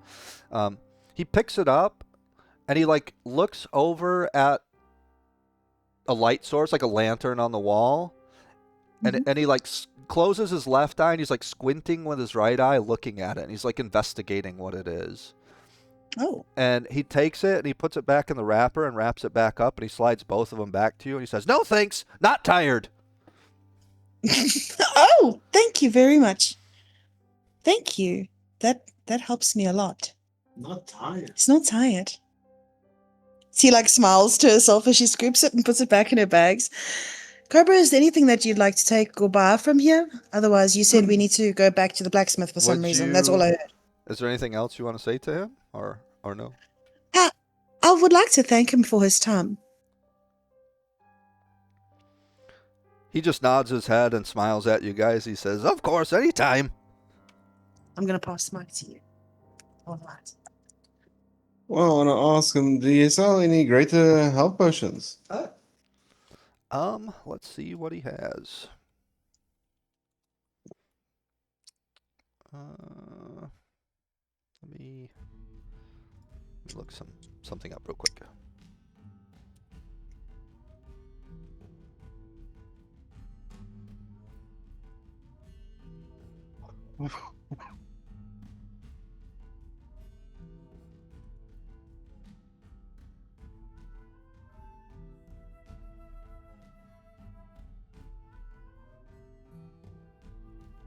Roll me 2 4-sided dice.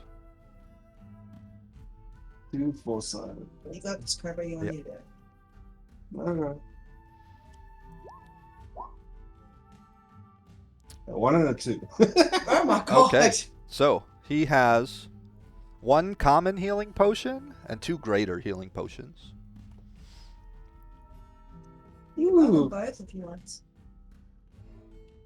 I don't want to buy your last 2 greater healing potions. Okay. He says, sure thing. And he turns around and like goes over to a shelf behind him. He grabs 2 graters and he puts it down.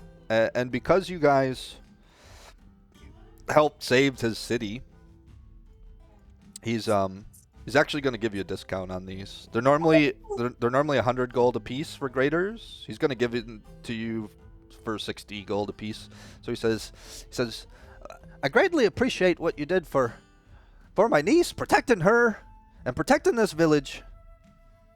120 gold for both. Oh, so thank you very much. Lady T bows and she says, anything for the greater good. We would have helped this village regardless. Yours.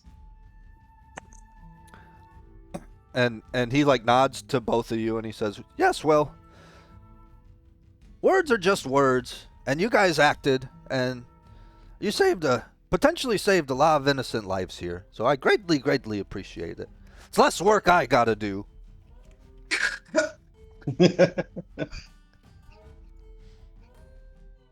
I give the old Gramps' gold.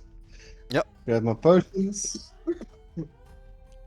Yep, you count the gold out and put it on the table, and he reaches under, grabs this like little pouch and opens it up and just leans his cane against like the desk and uses his right hand and sort of like scoops it, like slides it towards him, kind of like when somebody wins the pot in like a poker game where they slide all the chips to them. He just slides it off to the desk into like, you hear it clink into this little pouch that he has, and he cinches it up and puts it back under the desk, and then grabs his cane again.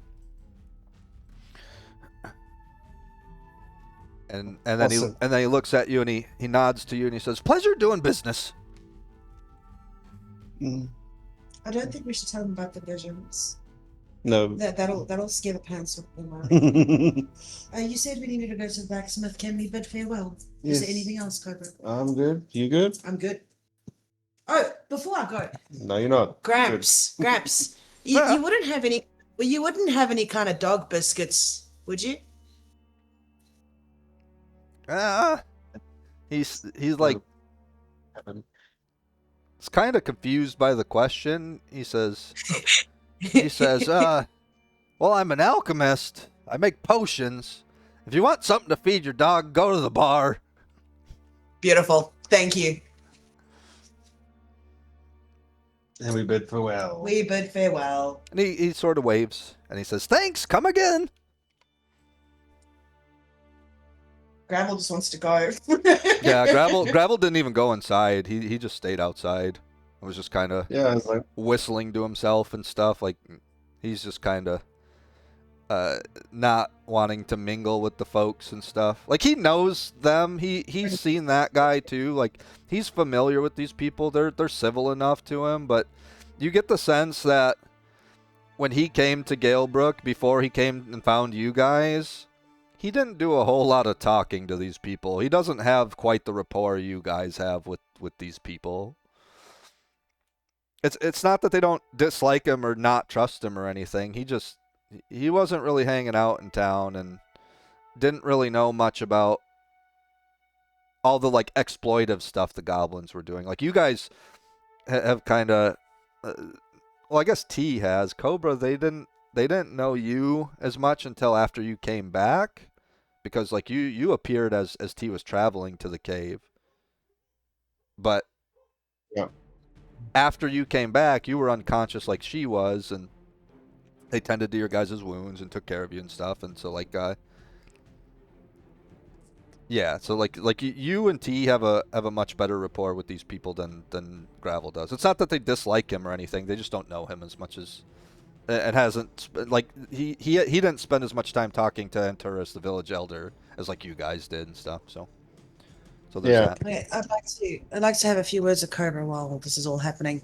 I'd like Cobra to tell me what to do with the explodey metal contraption in my bag. Yes. Yes. Because I told her she must go to see the blacksmith and show him the one metal thing that. This thing, and she like waves it. Don't wave it at me. Damn it. Yeah, okay, I'll show him. But show him with the black powder stuff. I and with must the- take all the things. This pouch and this pouch. Okay, I'll show him all of that. I will. And hopefully he can maybe decipher or maybe know anything about it. Something about it. Sorry. Something about it, maybe. Cobra also does know that I can detect portals, so I'd like to ask Cobra, do you think I should try and detect whether there's a portal a mile away from here, or should I wait? We can wait until we start going north, which I'm thinking maybe we only do in the morning. So we'll prepare. Yeah, right, maybe in the morning, so we're a bit more refreshed then. The question is, are we going to camp outside of the village, or do you want me to ask Anturus if we can crash there? Because I haven't asked him. I would say we need to make a move on. So rather camp, like go as far as we can and then camp. Yeah, because we don't know. We still need a couple of days to get to the circus, so it's going to take some time. Okay, well, while I'm speaking to him, do you want to come in with me? Yes. Okay. So let's go in together. As I walk in to the open door to the blacksmith, I say, well, isn't it the best blacksmith in town? He turns to you, like he's finishing up some other odds and ends on like some blacksmithing stuff. He turns to you and he says, "Oh, hello. It's good to see you again." Nice. Yes, it is. I heard you were interested in this. This thing is very dangerous. I would rather not make it do something accidentally. So like you pull out this weapon and like hand it to him. And I put down both the pouches, the black powder pouch and the lead ball pouch in front of him. And I say, this was with it. Okay. So he takes it and he's looking at this thing and let's see. He has no fucking clue what this is at all. He sees like the barrel and it's like this hollowed like tube, you know, and then he sort of like points it down at like his desk and sort of taps on it, and like nothing comes out of the end of it or anything. So it's effectively it's like empty. It's not loaded, right? And we're all just confused looking at this. He's like looking at it and stuff, and then he figures out that like there's a hammer on it that cocks back, so he clicks it back. And then he pulls the trigger on it and it clicks forward and then nothing happens. Oh, that's cool. How did you do that? He just kind of shows you, like he takes his thumb, cocks it back, it like clicks back, and then he pulls the trigger and you see this like spring loaded thing sort of like slam forward and boom, like click. Can I lean backward like to almost look at the guy in the cage and say, hey, do you know what this thing does? Do you know how this thing works? He just like he's finished his breakfast now, and like he doesn't have like the plate or the silverware in there anymore. There's like a slot in the door. There's like a section of it and yeah, where like they can slide it open and they can slide food into them. It's like up in the middle, like waist high in the door, And on his side of it, there's like a little tray, like a little kind of table thing there, so they can slide it in there, and it won't like fall on the floor and spill or whatever, and then they can close the door and lock it or whatever. So like, you know, he's effectively given them their plate and their silverware back and stuff, and they took it back over the Whiskey Pig is the place that prepared his food, that the tavern did stuff. So he's done eating, and he just kind of looks over at you, and he just says, "Well, it's easy. You just point and shoot," and that's all he says. Thanks. T, you don't quite understand what that means because you didn't see it. Cobra, you know exactly what that means because you were on the receiving end of that, and that's anything you want to say. that's all you know about it is the same kind of advice that he just said about it. Like you kind of already knew that. You don't know any way to like load it. You don't know any way to like. Now you've seen the blacksmith sort of cock the hammer back. That's that same kind of click sound you heard when you got slashed in the leg and looked down. Now you know that that's what the lady did, is she probably pulled that piece back to where it clicked and locked back into place. And then when you looked up, she pulled the trigger, and that piece, the hammer, slammed forward, and that's what like shot off the projectile and stuff. So like, Can I inspect Cobra's armor to see if any of this black powdery substance is on his armor? It's not on his armor. It's just there's armor. a piece of like his links there that have been kind of broken, and broken. so like part of his shoulder a little bit is like exposed. It's a little open. You can see the skin there. Yeah. I mean, it went through like with chainmail, you'd be wearing some type of like undergarments, like shirts and stuff, so that the chainmail doesn't like pinch you and stuff. It's usually pretty padded underneath your chainmail and stuff, so that the chainmail doesn't actually like the links don't squeeze together and like pinch the skin or anything. But in that particular spot, it like went through like your under padding and stuff of the chainmail armor and stuff. So like your actual like a little bit of like your skin is actually exposed, where that bullet went through the chainmail, went through the like padded, like, you know, might be like wool and like leather underneath there and stuff. It went through all of that, so actually a little bit of your skin is exposed where like it went all the way through. Do you want to ask this? Do you want to ask him if he can fix the links in your chainmail? It shouldn't take too long, depending on how many links are broken. I mean, it won't be perfect, but I got the armor repair kits. You're just going to try to repair it yourself when we camp tonight. So then I'll take first watch tonight. Okay, I'd like to put my plan into motion with this bandit. I want to stroll up to the bars and say, if you give me your name, I might be able to put in a good word for you in Bramping. So possibly not get beheaded when you get there, but it's completely up to you. He doesn't say anything else to you. Suits yourself. Yeah, suit yourself, bro. I can only give you so many chances.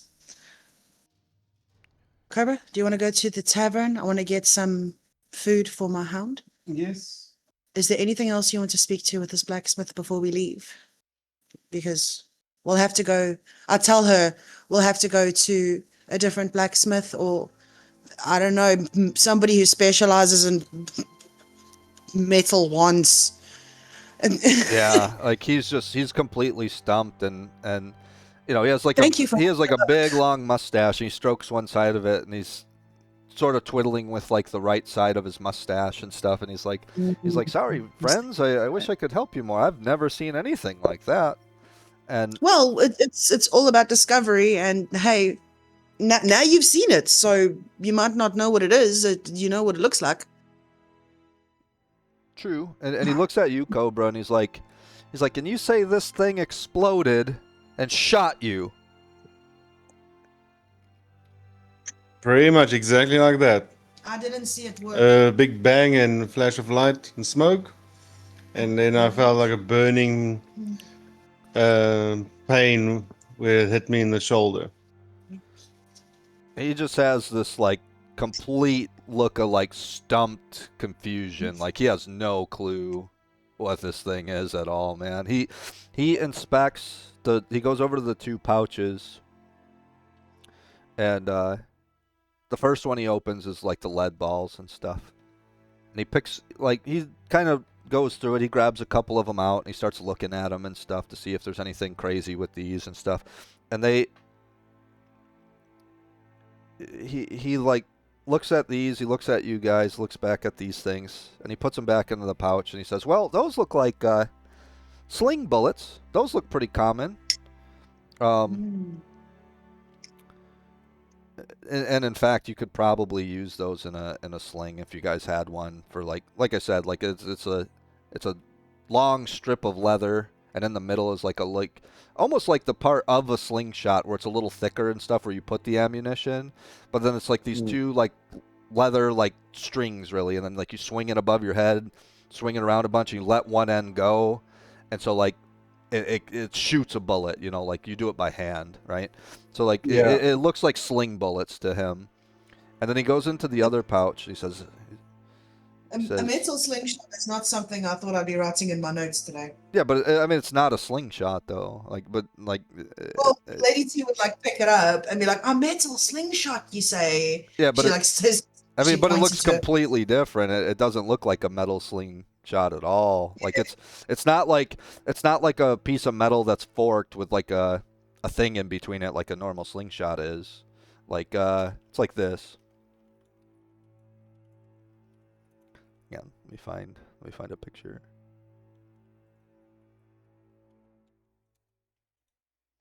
It's mostly metal, but it's got some like wood and stuff on it too, like in the handle and stuff.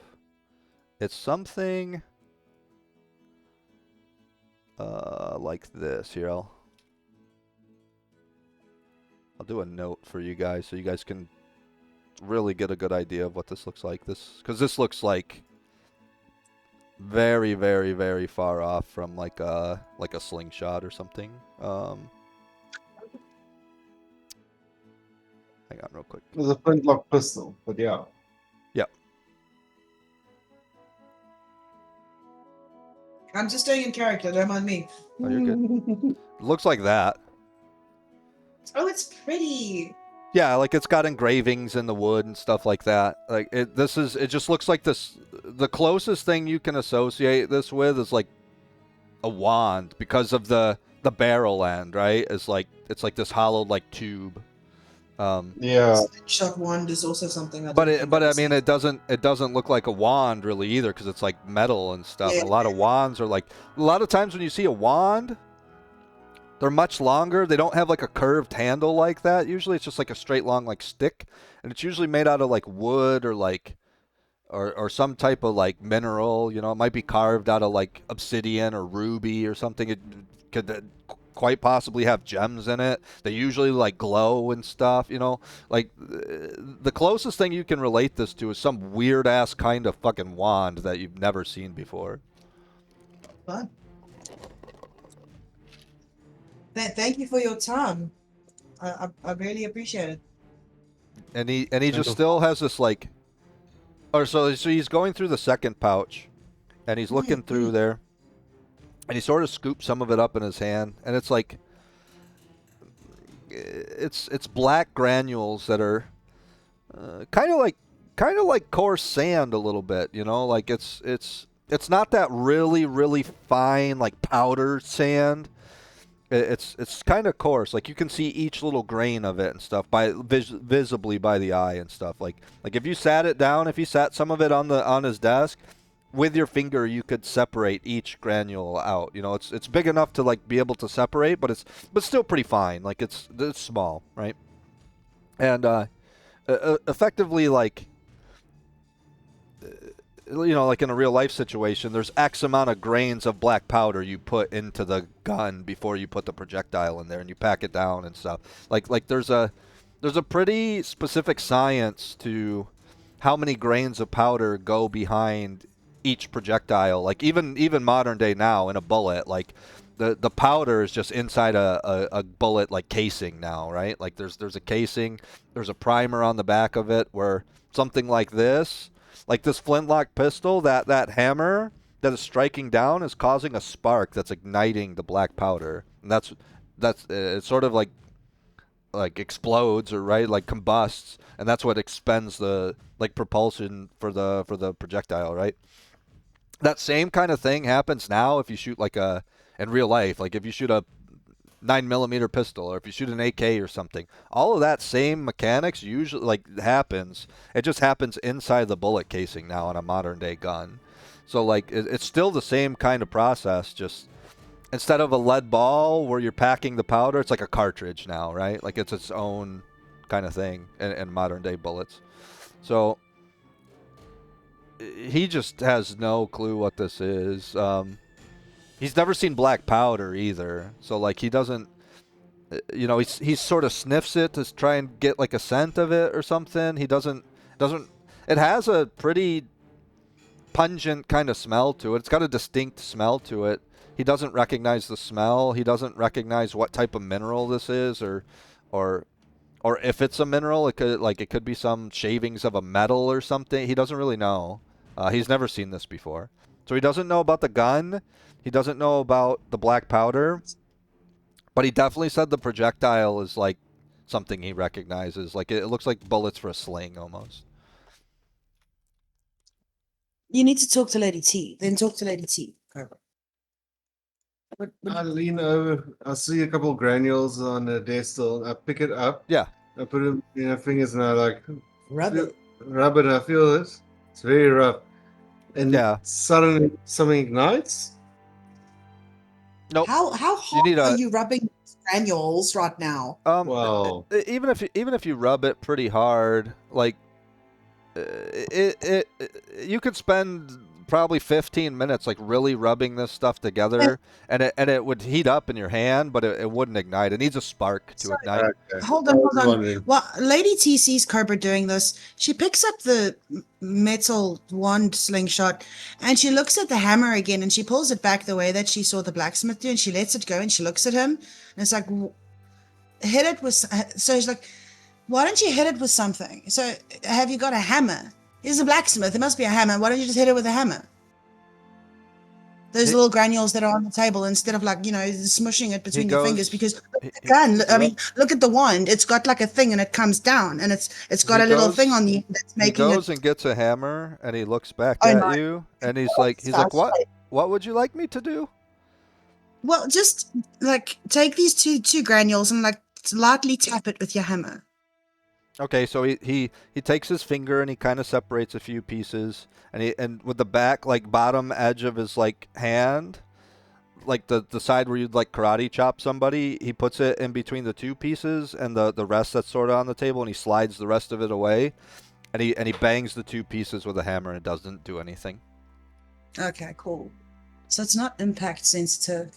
It's like Auntie like goes and gets her notebook and she's like, not impact sensitive. Okay, cool. That's weird. But there's something definitely up with this strange powder. What is it, Cobra? The powder, I have my fingers a bit stuck, so I flick it. It goes into the fire. You flick gunpowder into the fire. You are going to blow this place Okay. up. I swear to God. How much? How much of it? How much is stuck to your fingers? I'll say it's about maybe 3 or 4. 3 or 4 granules. Okay. Yeah. I'm gonna burn this place. You throw it I swear into to the God. fire, and the fire's like too big. The granules get lost in the fire. You don't really know if they ignite or not. It's not that combustible. You're probably fine. You need a lot of granules to make it happen. So this. I love this. This is so much fun. Can I start packing things away? I'll take the gun and I'll take the pellets and I'll take the gun, the powder. Yeah. He like takes the pouch of the powder, and similar to like what the alchemist did with scooping up his gold. Like he kind of puts the powder below the desk and sort of scrapes the granules that were on the desk. He sort of like scrapes it into the pouch, cinches it back up, and like sets it back on the desk for you, so that you get all of the black powder back that he sort of pulled out to inspect and stuff. Yeah. Awesome. That's weird. Yeah. Well, then I asked him, do you have some spare rings I can use to patch up my armor a bit later? Oh yeah, you need some repair on your chainmail. He says, how long are you guys staying in town for? If you leave it here, I could have it ready by the morning for you, probably. We're only staying for 2 hours. Well, what time of the day is it now? It's midday. It's probably about 2 p.m. We've been here a while. Yeah. It's about Yeah. it's about 1:30, 2 p.m. ish. I still want to go to the tavern. I'd like to buy a meal for Aramis. Yeah, let's spend the night maybe. Do you want to spend the night here? Then Yeah. one of us needs to go speak to Antoris and ask him if it's okay we stay with him. Because we can't just like rock up, open his door and say, "Oh, we're sleeping here tonight." Well, the tavern has an inn. Ooh. The tavern is just a bar. They don't have an Just inn. They don't have rooms. But what they do have is the bunkhouse, which is free for like travelers to stay in and stuff, which is Oh, just down I'm here. totally good. I'm totally down with that, Cobra. It's pretty much free. It doesn't really have like food in there or anything, but it's got like clean blankets and sheets and stuff, and there's like beds and things in there. It's kind of for Yep. traders to come through, and if they're traveling through Galebrook and stuff, it's sort of like free lodging for people. Totally. Can I bid farewell to the blacksmith? Yeah, we can bid farewell. Yeah, sure. And like he sort of nods to you guys. He says, "Sorry, I couldn't be of more help. But it's I've never seen anything like that in all my days being a blacksmith, and I've been a blacksmith for quite a while. I wish I could help you more. I don't have any idea what that is." And You were more of a help than you think. And Cobra wants to. and he says, "Do me a favor if you ever make your way back towards through Galebrook again, and you do find out what it is, could you please come explain it to me? Because I'm stumped, and I would like to know." We'll definitely do. Definitely. You'll be the first one I think about when I figure this thing out for sure. He just kind of chuckles. He says, "Great. Like I said, I wish I could be of more help." Okay. And then I'll take her on that offer for the repair. Because it looks like we are spending the night here, so I'll come collect it tomorrow morning. Excellent. To be honest, like it's not that big of a repair job. He said that because he's got some other crafts that he has to do on his plate. So like he'll definitely have it done by morning. He'll probably have it done sooner than that, but he didn't want to say, hey, an hour, and then he gets busy doing his other tasks that he had and stuff. So yeah, no problem. you leave your armor with him, and he says this'll be mended up and taken care of right by dawn. It'll be done tonight, but then I'm afraid maybe I'll be closed by the time you check back in tonight. So it'll be first dawn tomorrow. It'll be done for you. Happy to help. No, 100%. And just let me know how much I owe you by the morning then. All right, sounds good. And he takes your armor from you and stuff. It takes you a minute to like take the chainmail off and everything, and you get it off, and he sort of starts inspecting it as you guys are walking out, and he's sort of checking what kind of repairs he needs to do to it and stuff. And it's pretty minor. He needs to just make a couple links up and then get some flux in there to like sort of bind the links together, and then just do like a patch job and stuff. It's pretty simple fix, to be honest. He's definitely dealt with this kind of stuff before. You want to give this bandit one last chance to speak before you take it? Nope. Come on, Tavern's this way.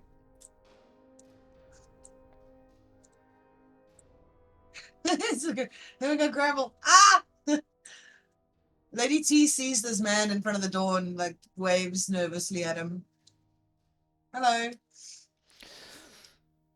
He waves back to you guys, and this is Edward. He's the owner of the Whiskey Pig Tavern. So he's essentially the barkeeper, and he's just kind of out front, sort of just stretching his legs and stuff, and you know what I mean, just kind of just hanging out front and stuff. On his break, he's on his 10-minute break. Yeah, pretty much. Like he's just kind of chilling out and stuff. He's got like a tankard in one hand, like with some ale in it and stuff. He's sort of sipping some beer and stuff. He's just kind of hanging out and stuff. And he waves to you guys, and he says, "Oh, hello! Welcome! It's good to see you guys again." It's very nice to see you too. I'm here to buy some provisions for the road. We're headed off to Bramping in the morning. Oh, okay. He sort of moves out of the way, and he's like, just give me a few minutes. Go ahead and head on in.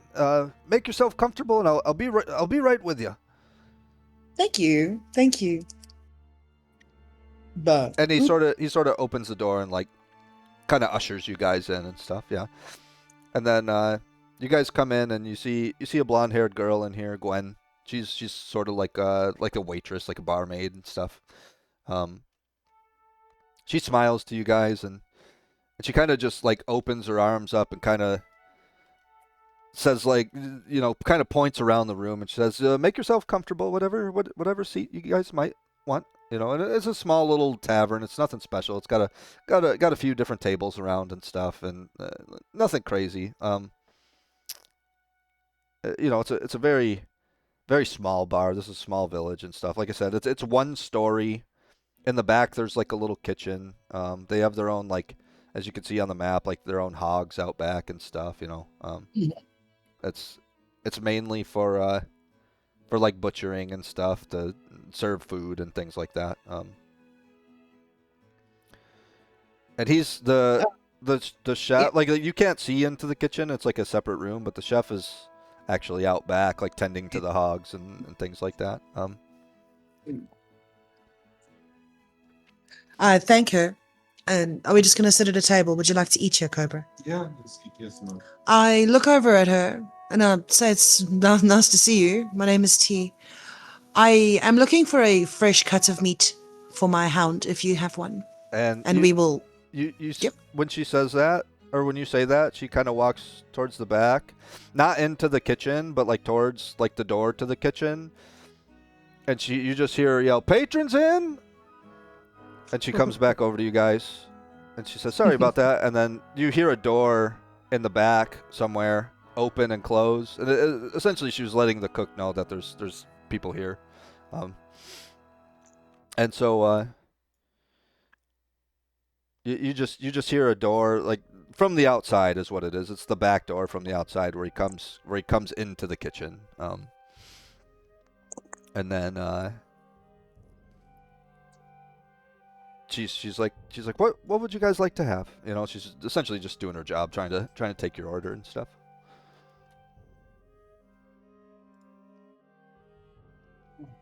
What are you serving for the day?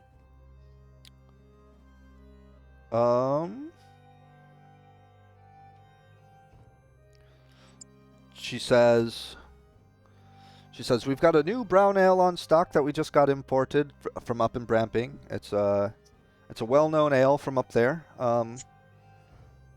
It's kind of a strange ale because it's dark, but it's much more flavored like a honeyed mead. It's quite sweet. It's not very bitter like most ales are.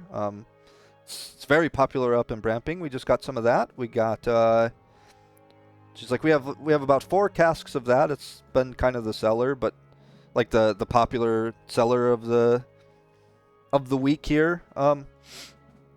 Mainly because probably most of the people here are not used to drinking it. They're used to like local kind of ales from down here, so it's a bit exotic for them.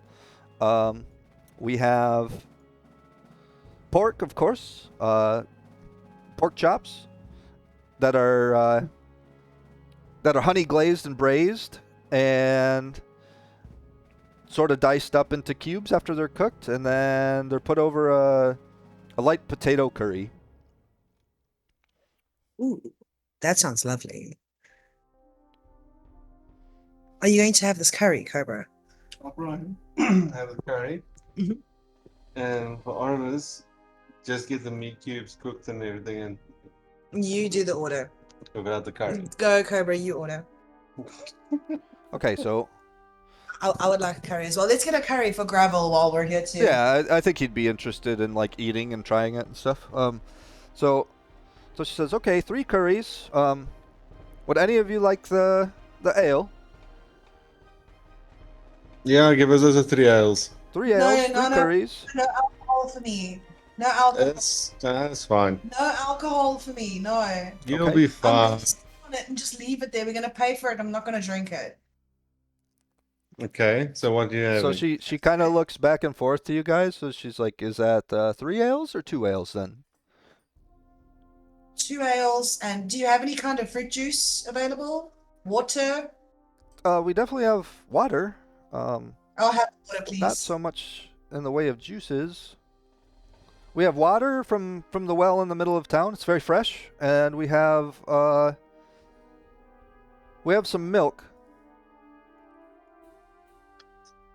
It's not pig's milk, is it? She like Pig's milk? frowns. She just like gives you this weird look. She's like, listen, I don't know where you're from, but we've never served no pig's milk here. Cobra chuckle in the background. I would love a glass of cow's milk, thank you.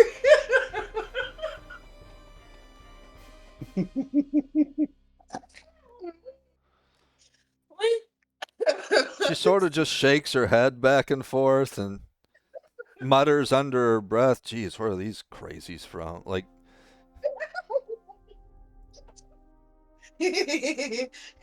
I will just constantly get us into trouble, won't I, Cobra? Yep. I mean, you're not really in trouble, but she's kind of judgmental after that statement, you know?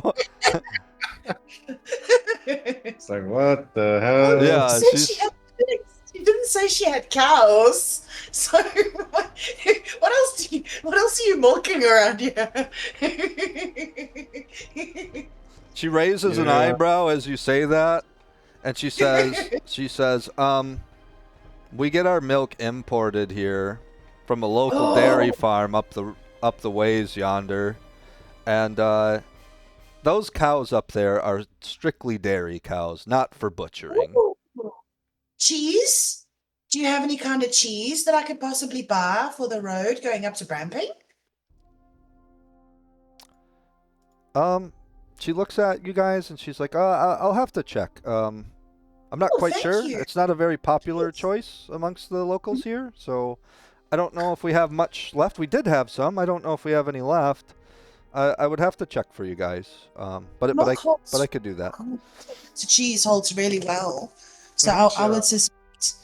I mean, for the road, that's brilliant. We're gonna have cheese and rations. Cheese and nuts, baby. Let's go. Yum. I'm having way too much fun in this place. Ah.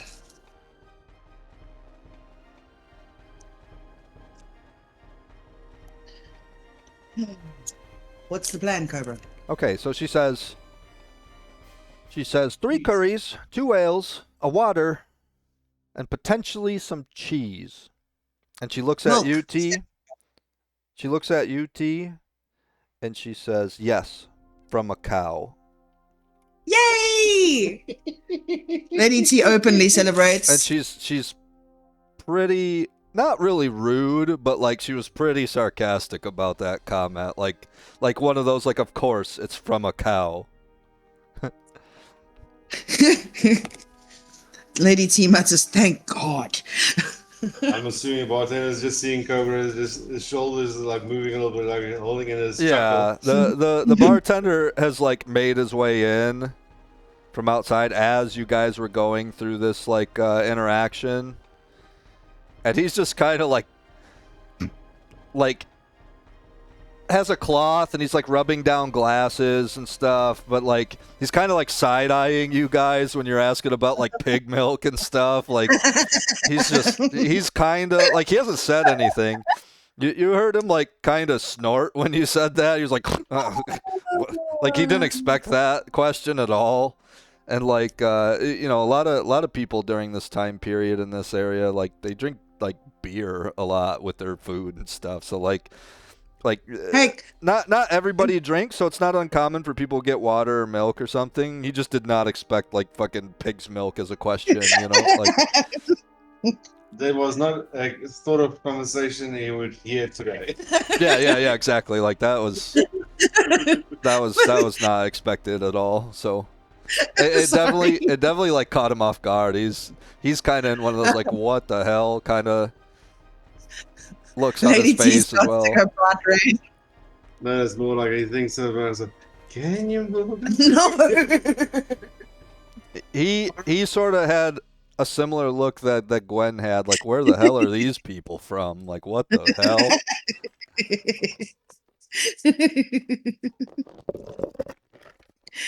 I want to correct the bartender lady. Instead of water, I'd love a glass of milk. I'd love to try this imported milk. She said, "Oh yes, I mean, I'm milk I'm and sorry. curry together isn't unheard of. That's what I meant." It's not. It's best usually if you don't want the spiciness. Well, I can't tolerate alcohol. I probably can't tolerate spiciness either.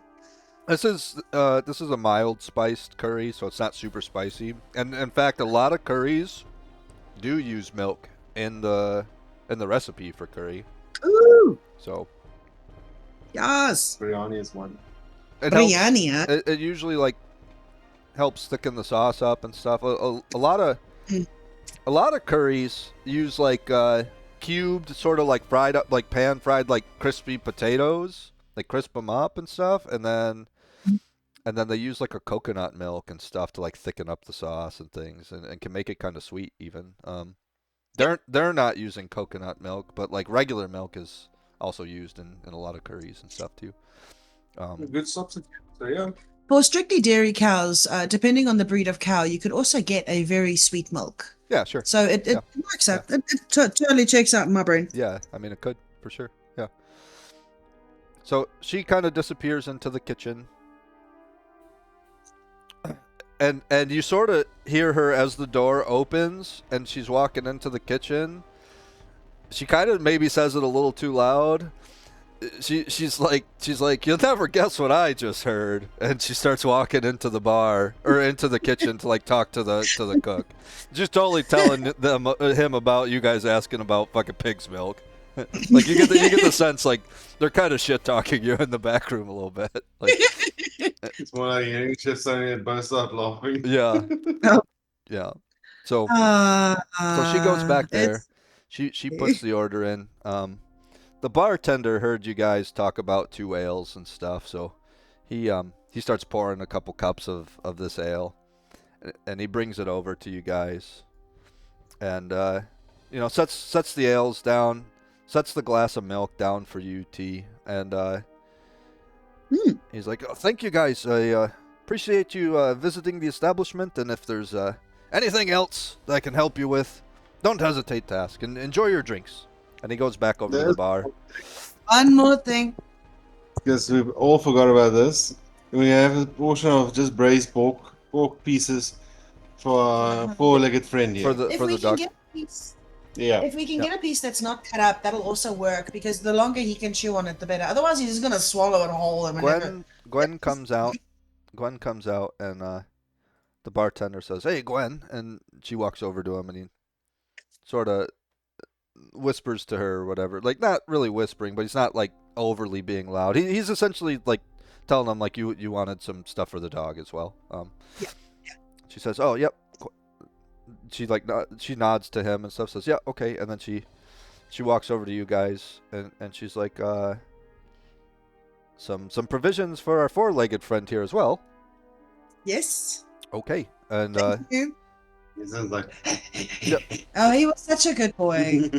He deserves it. She goes back into the kitchen and talks to the cook back there and stuff. And then she comes out and then she goes behind the bar with Edward, and she sort of starts helping him like wipe down the countertop and just normal cleaning up and things, whatever. There's a couple other tables around in here. She goes and like picks up bowls and cups and things from other patrons that were in here earlier that might have had like a late breakfast or something, and just cleaning other tables and stuff, just doing normal like barmaid kind of stuff, like waitress kind of stuff. After a little bit of time, you kind of hear like a voice from the back room, from the kitchen. You just hear like a ding, like a little bell go off. It's kind of like the sound of the bell isn't like a modern day little palm like hand bell at like a hotel desk or something. It's like the little ones that are on the walls that usually with the tassel down, and like you grab it and like you like slam it against the side of the bell. You hear like a ding ding ding like that, and then you just hear order up, Hey, Noms And already. then Gwen comes around, and she looks at you guys and like nods her head, and she says, "Your food will be here shortly." And she goes in the back and gets a bunch of all your guys' food and stuff. And then comes back out, and it's like she has like a big wooden kind of tray, like a waitress would normally have, even in a modern restaurant, and it's got all your guys' plates on there and stuff, so she could bring it all out at once, and she sets their plates in front of each of you and stuff, kind of like walks around and gives Gravel his plate, sets your plate for you, Cobra, sets yours for you, T, and then has like utensils and stuff on the tray as well, and starts setting out spoons and forks and things, and then goes back into the kitchen and then comes back out again with like a couple half loaves of bread, so you could slice that up and like dip it in like the sauce and all that kind of stuff. Yeah. And she looks at you guys, to you, T, and she says, is there anything specific that you would like prepared for our four-legged friend here? Like, she's asking you how you would like the meat prepared for him. It's pork. Well done. I hear that, Cobra. But she looks at you and she says, "Yeah, so of course, like, well done is the only way to eat pork. It's unhealthy otherwise. But would you like? We have a couple pieces that are more smoked. We have a few pieces that I would like specifically hindquarter. The smoked is it's not needed, but we could get something smoked. So the hindquarter of maybe one of the swan instead of the fully grown. Yeah, sure. Like yeah, she nods to you and she's like, "Yeah, absolutely. Like, cuts aren't a problem. It's she's more asking how you want it prepared, how you want it cooked. If you want it smoked is perfectly fine. It's like going to be like a ham, is what I'm assuming. What's that? It's going to be like a ham, from what I'm assuming. Yeah. That's exactly what I'm after. And that's kind of why she's asking, because like you sort of mentioned that this is potentially for like to have for him for like travel, so she wants it to keep, not spoil while you're traveling and stuff. So pretty and smart, hey? Look at you. She has a show off. She has a few pieces. She's like, we have some dry aged. We have some, which would be more like jerky, to be honest, which you guys already kind of have in your daily ration stuff. We have some that's been smoking since last night, that's already kind of prepared, or we could like, essentially she could do like oil in a pan and fry up pork chops or something. She's kind of just asking how you want it cooked. Smoked would keep really well, and so would like the dry aged. But like, am I just going to get two smoked haunches from last night, give him one and keep one for us for the road? Because it's going to keep really well. Same with the cheese. It's also going to keep really, really well.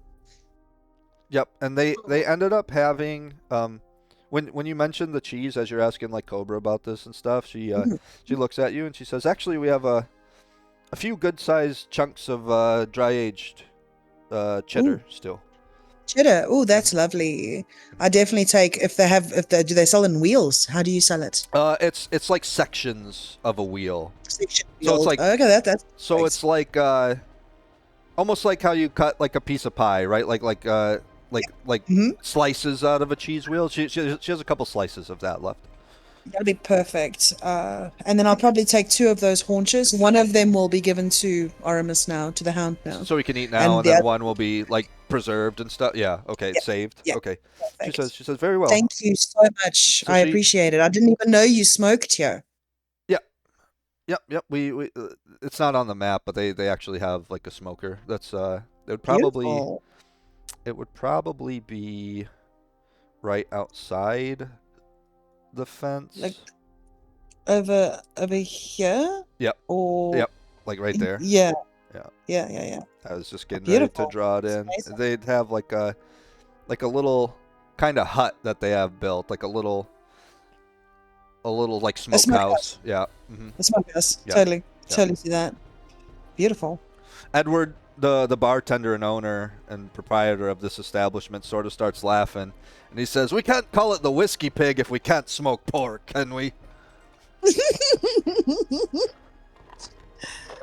Whiskey Pig is a great name, by the way.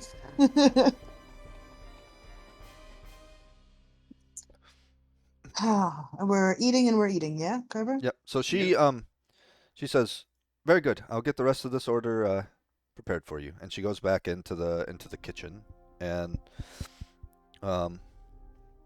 yeah, I mean, you guys are eating, you guys are hanging out, you guys are drinking your ale and stuff. It's a strange ale because like I said, it's dark like a normal like lager or an ale is, but it's not like tart or like pungent like normal ales are. Normal ales, like, because they're dark, they're usually, or like a stout even, like they're usually pretty strong in flavor, and some of them can be quite bitter even.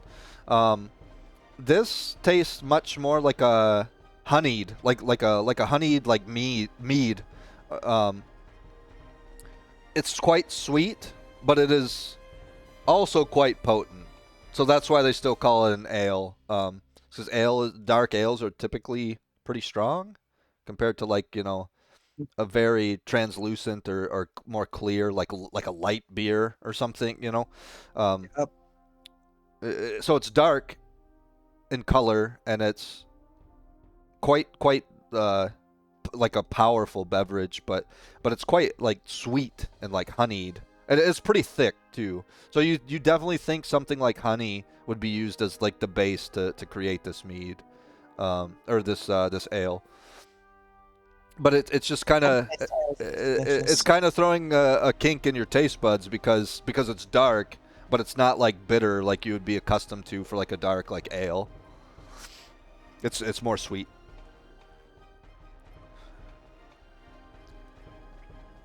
And so after a time of you guys drinking your beverages and having some of your food, you don't get too far into it. She gets everything wrapped up pretty quickly. She wants the dog to be able to eat without you guys finishing and then waiting for him to eat or whatever. So she comes back out. She comes over to him, and she sets the plate more like next to you, T, because it's essentially your guys' dog. She's not gonna just like start feeding someone else's pet. She doesn't know like if you want him to really eat now, if you want to cut it into pieces. Like, she doesn't know how you want him to be eating this. So she puts it like there, where it's closer to you, but it's in between you and your dog.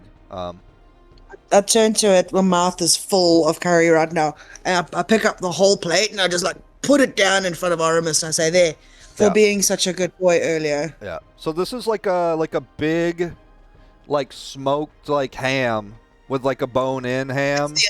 You know what I mean? Just play the whole thing, like just those rotten.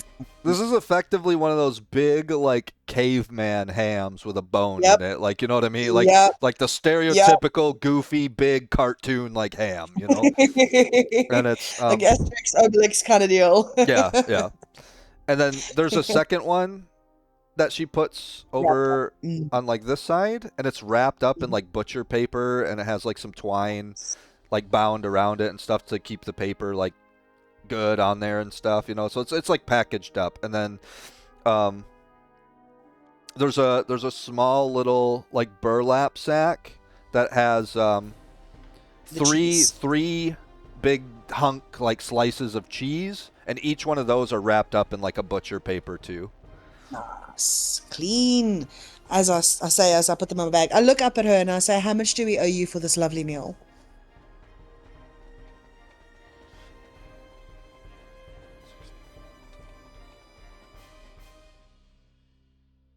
She says, that will be 20 gold, please. 20. That's actually cheaper than I thought it would be. She says as she digs for her coins, and she's still like eating at the same time. Yep. I'm going to pay 25, Cobra. Okay. I get 25 gold coins out. I slide them toward her. 5 is the tip. Thank you very much. Yep. She has like, she brought like Aramis's food and the cheese and stuff, again on like one of those like serving platters. It's like a big wooden, essentially like a huge plate, and so she can carry a bunch of things on one hand, like a normal like waitress would do, right? So she like puts the that tray just below table level and sort of scoops the gold onto there. And she bows her head. She says thank you. And if you need anything else before you depart the Whiskey Pig tonight, then or today, then don't hesitate to ask. And she heads back over to the bar. Okay. And Do I need to ask anybody to use the traveler's hut in the village, or can we just use it? You just kind of say that out loud, or what? I mean, sure. Who's at the bar right now? Both Gwen and Edward. This is a small bar, so like you could easily just turn over to them and ask them. Like, yeah. Okay, yeah. I want to turn over to Edward and say, do I need to pay fare for what was it called? The travelers accommodations available? Edward looks over to you. He says, "Oh, the bunkhouse." He says, "No, that's free. You just should be unlocked." There's nobody currently using it. Not that I know of, but there's a lot of beds in there. Like multiple beds. Even if there is someone else, you just sort of peek your head in and see if there's room for you, and then you go stay in there. It's Thank you. It's kind of like just it's like a bunkhouse, right? Like, so it's kind of like very, very basic architecture. Like, it's got a good roof and stuff. It's not going to leak on you or anything, but like, and it's got like a basic little fireplace in there to keep warm and stuff. But it's basically just like a basic early starter, like Valheim kind of longhouse, where it only has one door that you can see from this side of it. So you enter in, and then it's just kind of a long rectangular building, and it's just got like beds set up on both sides, a bunch of different beds and stuff. Like, if there were other people in here, they might take one side of the bunkhouse, and you and your party take another side. This is just like free lodging for people traveling through Galebrook and stuff. Or for merchants that come, or sometimes those guards that come down from Bramping that have been traveling all over the countryside to different villages and towns and stuff, they might stop here and take over the bunkhouse and rest for the night or something. They would very much so, if they were going to take the bunkhouse, they would pull their wagon straight inside a town and have it parked right outside the bunkhouse and stuff, and they would keep guards on it and stuff throughout the night and everything. Like, they trust the people of Galebrook, but they're also carrying very hard-earned money from people all over this nation and stuff, and it's their sworn kind of duty to like protect this, money caravan and stuff. Like, they're bandits are very like opportunistic, by the way, Cobra. Yeah. They're like timing it between the guard patrols, so it's not like the bandits are completely like stupid. They know what they're doing, for sure. They're organized, for sure. I'm saying, like, there's no guards. The opportunity's there. It's gonna be like that everywhere, won't it? That's why there's guards. Yep. Sorry. And I need a lot of this coffee. This Bramping like guard contingency that comes around and stuff, they know the guards that are stationed at the exits of Galebrook and stuff. The guards you guys talked to, that you turned over your bandit prisoner to up north, and down south, these guards and stuff. Like, they have very good rapport. The normal guards of Galebrook have very good rapport with the officials from Bramping and stuff. Like, it's not uncommon for them to, that contingency of guards to come sleep in the bunkhouse or something if their travels have been long and they're making their rounds and making their way back up to Bramping or whatever. They vary up their patrols and stuff. They keep a consistent pace about like every like how often they come out and stuff, but they don't necessarily go to this town first, then this town, then this town. They switch up which towns they go to first, and like their routes and stuff. God, makes sense. Yeah, or to not get ambushed and try to get robbed with all this gold and stuff. Like, they don't have a pattern. They don't establish a pattern. They try very hard to keep it pretty random and stuff. Yeah, so that can we have a 10-minute pause, 5-minute pause? Yeah, I'd like to go make coffee. Yeah, that sounds good. I'll go use the bathroom, refill my water and stuff. Yeah, that sounds good. Sounds good. Okay, we will do a quick intermission. Be right back. Da, da, da, da, da, da. That right? Yeah.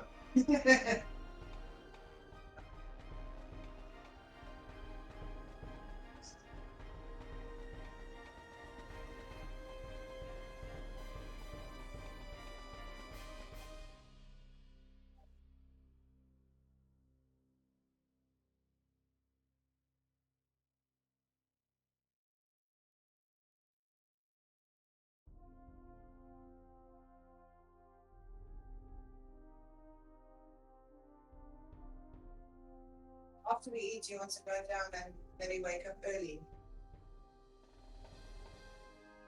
What else do you want to do? Well, going up to it because you become a armor. So what else do you want to do in the town? Nothing really. It's basically you can go and set up the bed and everything, get a long rest. But you wake up get out early about 8 o'clock. Go away at about 8 o'clock? That's like To like sleep about 7. yeah, somewhere there. They have like 5 hours to kill. That's the thing. So you can think about that while the minutes. I'll not do this. So I can't hear you with the think of it. Yeah. Yeah.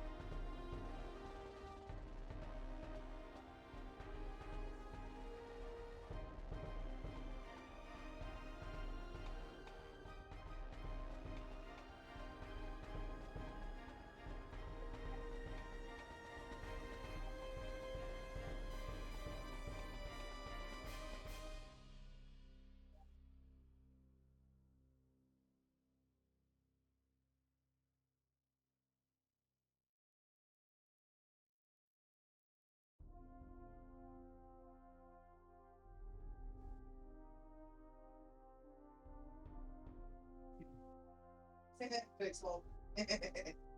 Yeah. Only you. It's the only animal I want to see.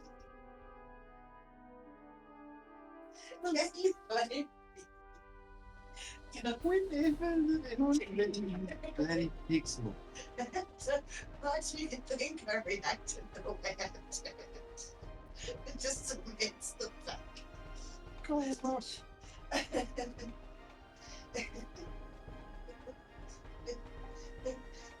It's the same. It's the same as that stupid bowl. That was being milked for cheese. It's a bowl with udders. You never tried to milk a bowl. It's And cheese, not gold.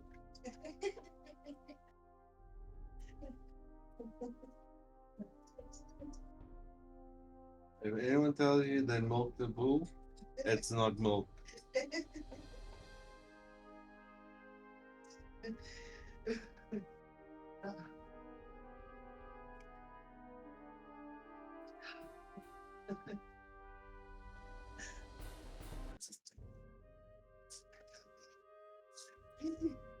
They do nurse the young cows. I mean, pigs. That is. They do nurse. I understand that logic.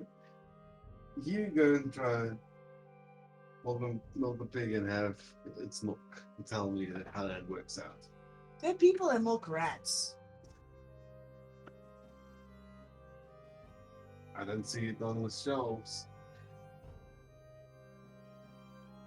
Make it stop. Exactly. Make it stop. As much validation you try to put into it, this just makes it worse. Maybe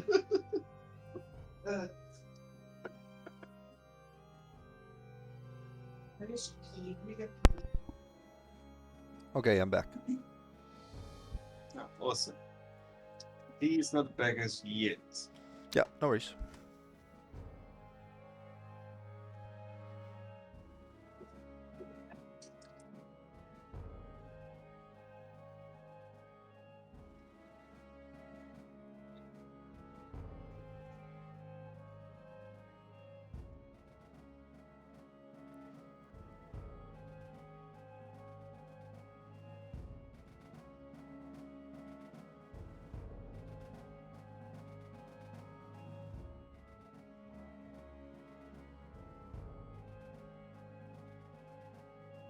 Another thing we can do, we can just go and check with Valos, the blacksmith, before we go to the boat house. Maybe see if he's done. Because, like you said, it's not going to be a long job. Yeah, fair enough. You know what I mean? We don't know how long he's been working on it for. Yeah, true. So, you But know, I'm pretty sure it's close to like 5 or 6 by now. 7, maybe. I don't know. Ask him. Ask Tams. After we eat and has his bone and everything, walking around, I'd be like, man, nice. Oh, I can just imagine him walking around this town with this gigantic cartoonish bone in his mouth, like just happy prancing around. Yep. Can you believe China almost won? Yes. He's quite good because almost was only 12 at 16. Without it. Yeah. Really? So That's much. cool. That's a massive difference. Is Tams back? It was back, yeah. Tams, you there? Yep. Oh, there he is. I am ready. Cobra is ready. Okay.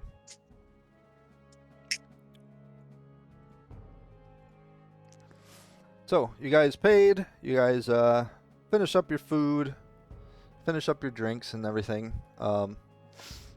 Yeah, I mean, you guys. What time of day is it outside, roughly? We'll say you guys spent a good amount of time in there, a couple hours, just like hanging out and eating and just relaxing and stuff. It's good to be off the road and not having to, you know, get a campfire going and not have to like kind of find some softer grass to put your bedrolls on and stuff. It's good to just be able to kind of sit in a chair in an inn and have a couple beers, have some good like actual cooked food instead of rations and stuff. Just good to be off the road. So we'll say like you guys are just getting in some like some creature comfort, some actual like real life civilization kind of comforts and stuff. And so you guys probably spent, you know, a good maybe even up to like a good like 3 hours here or something. I like that. You know, that's good. just hanging out, laughing, and just letting the dog rest, let you guys rest. You know, like it wasn't like a crazy hard adventure getting here or anything, but you guys did receive some cuts and some fighting and some, you know what I mean? Like you guys got into a little bit of some scuffling and stuff. So like, you guys are just happy to be off the road, and you're happy to just kind of be able to like hang out in civilization again. And these are all, you know. I would also. I would like to tell Cobra that Lady T is not very happy about the way you dealt with the bandit, but I understand why you did what you did. Because I'm actually not happy with the way that the woman, the older woman, Jet, yes. What didn't you like about what he did? Lady T believes that everybody is redeemable. So she would have. Why didn't you wake me up first? We could have spoken to her. We could have talked her down. But like what Lady T would do. Okay. You telling? Yeah. I mean, tell her your response. Like you guys are in the middle of a conversation. Like have the conversation. You know. Yeah, I look back to it. So you're telling me I was wrong to turn my back to four potential enemies which threaten our lives, right, to try and wake up. So how many swords are on me in the back? Yeah, I mean there was 3 regular bandits and then like the leader. So there was 4 people there. And I mean, also keep in mind this is all happening very fast. Like it might not get acted out as quick because we're doing dice rolls and stuff as players and stuff. But each turn takes an average of 6 seconds. So this is all happening very, very quickly. Yes. That's what I reiterate, I understand why you did what you did. I'm still upset. I wish there could have been a different way. I wish there was a different way, but unfortunately, they decided to use violence. Pay back in kind. Lady T like leans back in her chair. I'm reserved now. Sure. Mm.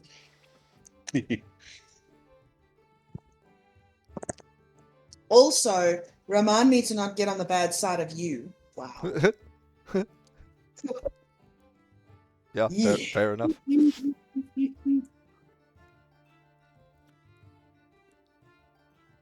Okay, You so think we like, should go check out the blacksmith, Cobra, see if your armor's done? I And if think- he's done, we can hit the road. If not, otherwise we can just go to the bunkhouse and bunk I up think for the it's night. pretty important that you guys had this conversation because you guys have only been traveling with each other for a short amount of time. So like, you're still establishing like boundaries and you know what I mean. Mhm. What kind of things sort of makes each character kind of tick? It's very obvious that T, you're a little more on the reserve side. You want to sort of, you know, in a sense, kind of maybe talk your way through situations. Whereas Cobra, it seems like you're much more a man of like action and stuff. So like, She doesn't like violence. If she can Sure. avoid it, she would Sure. very much prefer it. sure. But Cobra's the type of person who sees it for what it is. Well, you were also he might tell asleep. You were also asleep for a big part of True. this encounter. True. So like, Very. you only know what you seen when you were awake. There's nothing that says anything about the fact that Cobra may have tried to talk to these people before he fought them. You don't know. Like, you were asleep. So I just heard an explosion and then I saw body parts. and it woke you up, and then he's sitting here fighting and stuff. Yeah, you know, there's And then hold my shoulder. Still gonna reiterate that. yeah. Now is she? Do what? You made sure of it. Well, she would have made sure also of that. Not Do you me. not remember your vision? Who makes you the judge of her and her soul Well, on this plane? you don't know about his dream vision unless he told you about He it. told me. Okay. Yes, he told me about Okay. it when we were in Antares' house when we first got rescued from the cave. Oh, I see. I thought you meant like the dream about his like sensei one that you guys just did. I wasn't sure if he told you about that one or not. This is about the Trad and Eric. Yeah. Yeah. Yeah. I was like, remember? They said you were equity. How are you equity just taking lives willy-nilly? Because the life that came before me didn't see any value in their own lives and anyone else. And you can decide these people's value. They decided in their actions. I sigh as I rub my face. Oh, you're right. Does that mean everybody's just defined by their actions then? And we should just respond to actions regardless of, you know, anything else going on beyond the surface? Like you were saying always, you want to talk it out? They could have talked it out. They decided violence. Lady T submits K. Okay. Well, the very essence of equity and the sense of what he had in his vision and what he would have become if he would have accepted that position is the quality of being fair and just. Okay? And sometimes it's about reducing unjust punishments that's being judged on something. However, sometimes it's about delivering a harsher punishment to something that deserves it. It's about being fair and just. It's not just about being soft and making things not as serious on something. Like, it's not always about just making the judgment softer and easier and going easy on somebody. If somebody or something deserves a harsh judgment and deserves to be put to death or something, and equity decides that the punishment you're dishing out and giving this individual or this soul or this thing is not harsh enough, it would be up to him to make that harsher too. So it goes both ways. It's both sides of the coin. It's not. I'm gonna make it so Lady T doesn't actually fully understand that. Sure. Because I love the idea of her only getting the good side. Yeah. Only getting I'm seaside. I'm strictly just Yeah. telling you this as a DM to a player, like Beautiful. so you're conscious Mhm. about that. Like it's Beautiful. equity is it's about being fair and just. Sometimes the fair thing is to make the punishment harsher because it's not harsh enough, because this is like a truly vile situation or individual or something, like, you know what I mean. So it goes both ways. So Also remember, we there's saved the one. go ahead. Wait. I'm saying, telling Tina, technically we saved the one bandit, so he is technically redeemed Yeah, sure, because he sure. just out of. It would What been if the other bandits that were ripped apart by Aramis and you sliced his head clean off almost? Yeah. What if we could save them too? They were in the fight. fully. What if? There is no what if. Their actions spoke at that moment. I mean, I think this is very, Do you have very in character for drink some of Cobra's ale? Like, oh, you Sure. drink this ale? Like, oh, sure. hey, that's good. Yeah. Yeah, I told you I'm gonna work around the character, and that's That I think Yeah. that very much so lines up with like your character for sure, Cobra. I love it. Thank you. I actually love it. It's great. As a scene for the bar, well, tavern, I Yeah. absolutely love it. It's so good. Yeah. Okay. Do you want to go speak to Valos about your armor, or where would you like I to go? don't know, Russ, man. He's probably done, but he's probably getting ready to pack up, and he's probably Well, close. we could maybe catch him as he's walking out. You know what I mean? Like on the way to the bunkhouse as we stumble out. You can Maybe swing as by and see if it's open. Let's go swing by and see if Valos is still open. Okay. Yeah. So you Thank guys, you, lovely. It was really, really good. Gwen comes over and sort of starts picking up the plates and stuff, and like sort of just taking care of things as you guys get up and depart. She nods to you guys, says thank you. Please come again if you're ever in town. And then Edward starts saying, Yeah. as you're leaving the bar, he says, there's always a good drink and some great food at the Whiskey Pig. We'll be here for next time. Thank you. You might want to check on Antaurus when you guys get a break. Bye. They both look at you kind of questioningly. They don't know whether to take that as like friendly advice or like as a threat. Like They can take it however they like. As I go, I tell him, don't worry about it. See, you gave him some of his favorite drinks, so just make sure he's not enjoying it too much. That's funny. Edward, the bartender and owner, he just starts chuckling. and then he's like, good to know, and he like nods to you guys, and you guys depart. He's like already halfway out the door at this point. Yeah, She's over there. Yeah, that's fine. He's like, wait, like, well, let's go. Bring a bone with you, Aramis. T, you sort of think everybody's just lockstep with you, but you realize that drink might have hit you a little harder than you thought, and you're a little bit you're walking a little faster than you thought you were, so like you're a little bit ahead. Yeah. That drink was really good. What'd you put in there, Cobra? I don't think it was last name. This is why I don't drink, you see? But you drive me to drink, you see? You see? No, your own questions drive you to you're gonna make me need more drink. I'm gonna go to like Antaurus and say, pour me one of those. Oh god. And then you'll be carrying me out of this village. Oh, decent wine. Oh my god. She like pokes him in the ribs with an elbow. Like, come on now. Okay, so you guys make it over to the blacksmith, and yeah, I mean he's still open. It's about 6 o'clock, evening time. 5:30, 6 o'clock. Is the door still open? Yeah, his door's still open. You see, like, you could see him in there plinking around on his anvil and stuff, just sort of fixing things, just doing normal blacksmith kind of chores, crafting things and stuff, you know. Again, it's the same kind of stuff. He's making like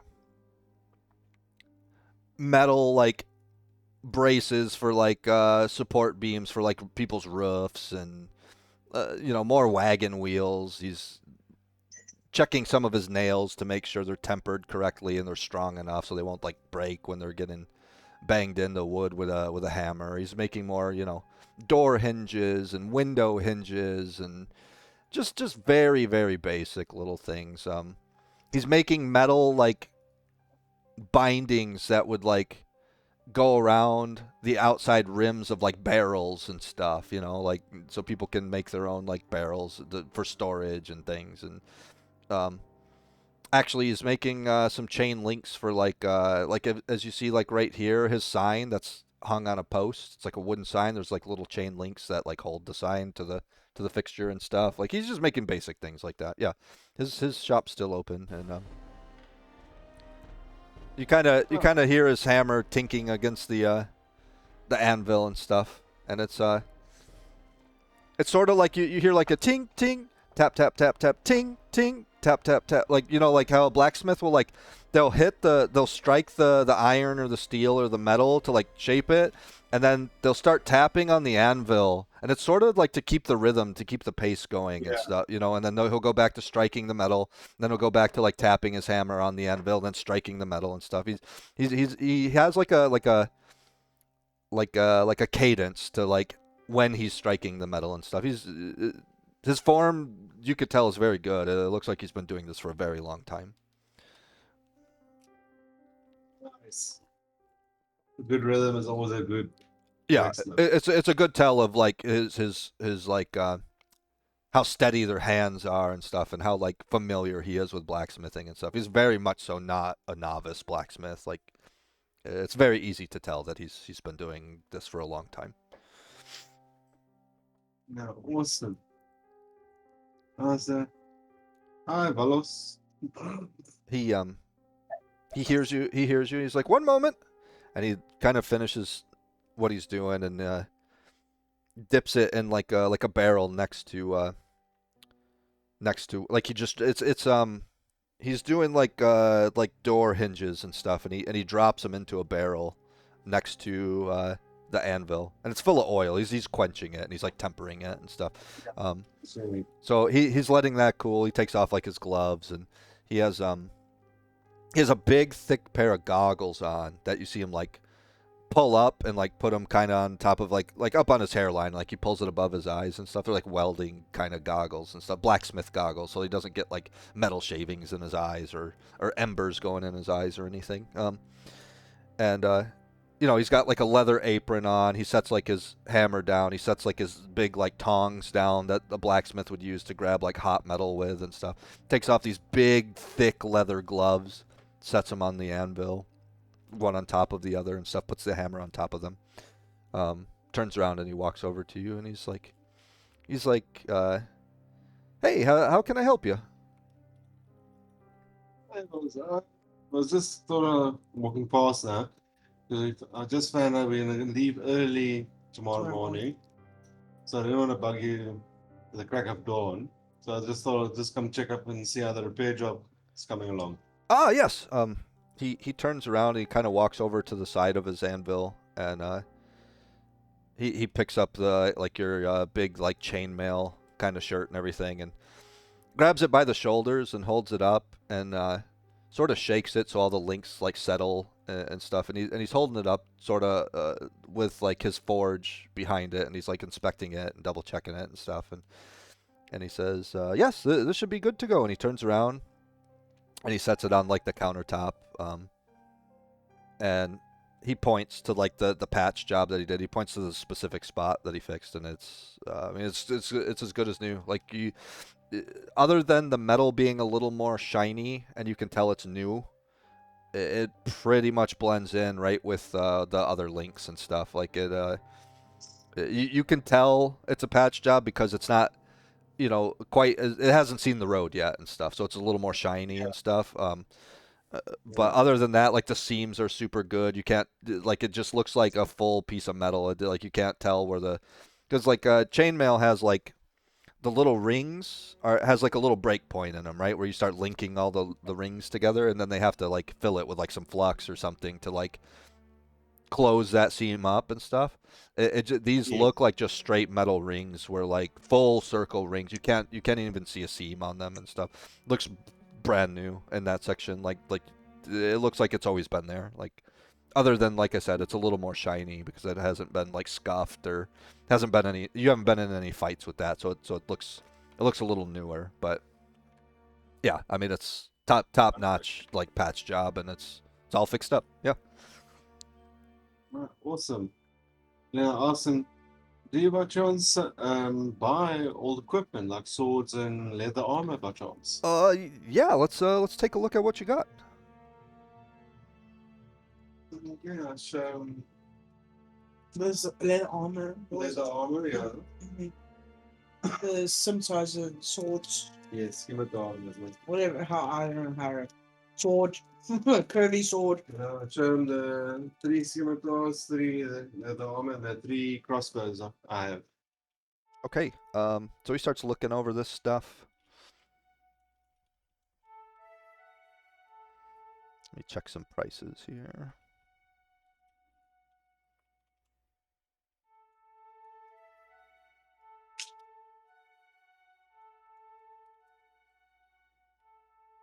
You want to keep a crossbow? Oh, I got him. Yeah. Yes, keep it crossbow. I guess 2 crossbows. Okay, you got 3 crossbows, 3 scimitar, and 3 leather armors, right? Well, make it 2 crossbows, and the rest is correct. Okay, 2 crossbows. Okay.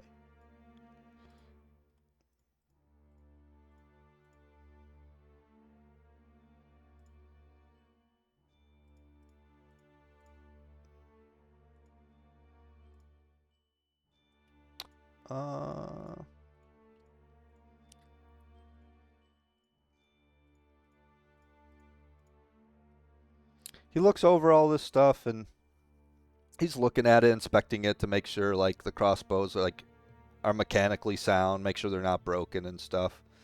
The leather, like I said, is a little cracked, is a little bit old. It's worn. Yeah. So he might not pay you particularly full price on the leather, but the rest of the stuff is in like good condition and stuff. It's sharpened. There's no cracks in the blades or anything. He says, yeah, we could definitely do something with this. He says, I'd probably give you 125 gold altogether for this. I said, oh, no problem, perfect. I can lighten my load a bit. Okay, sounds good. And he sort of takes a little like coin pouch off of his belt, rifles around in there, pulls out 125 gold, puts it on the counter for you. 125.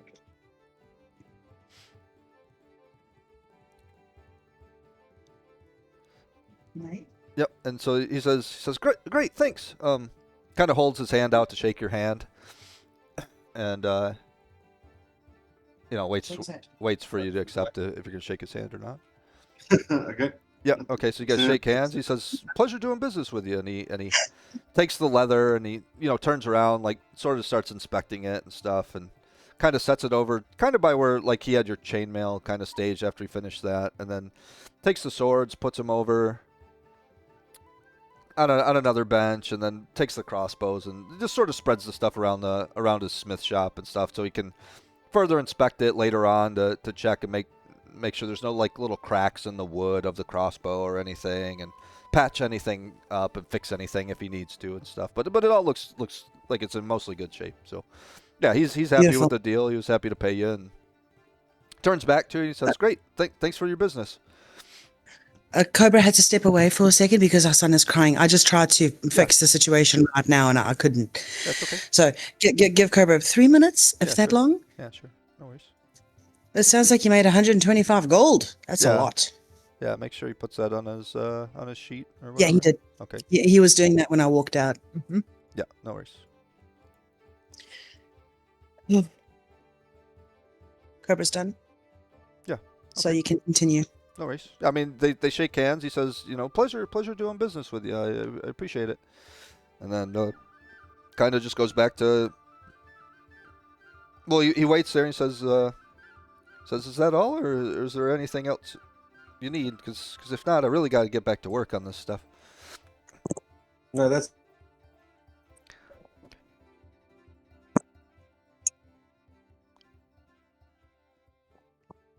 Okay. do you hear me? No, I- I didn't hear what you said.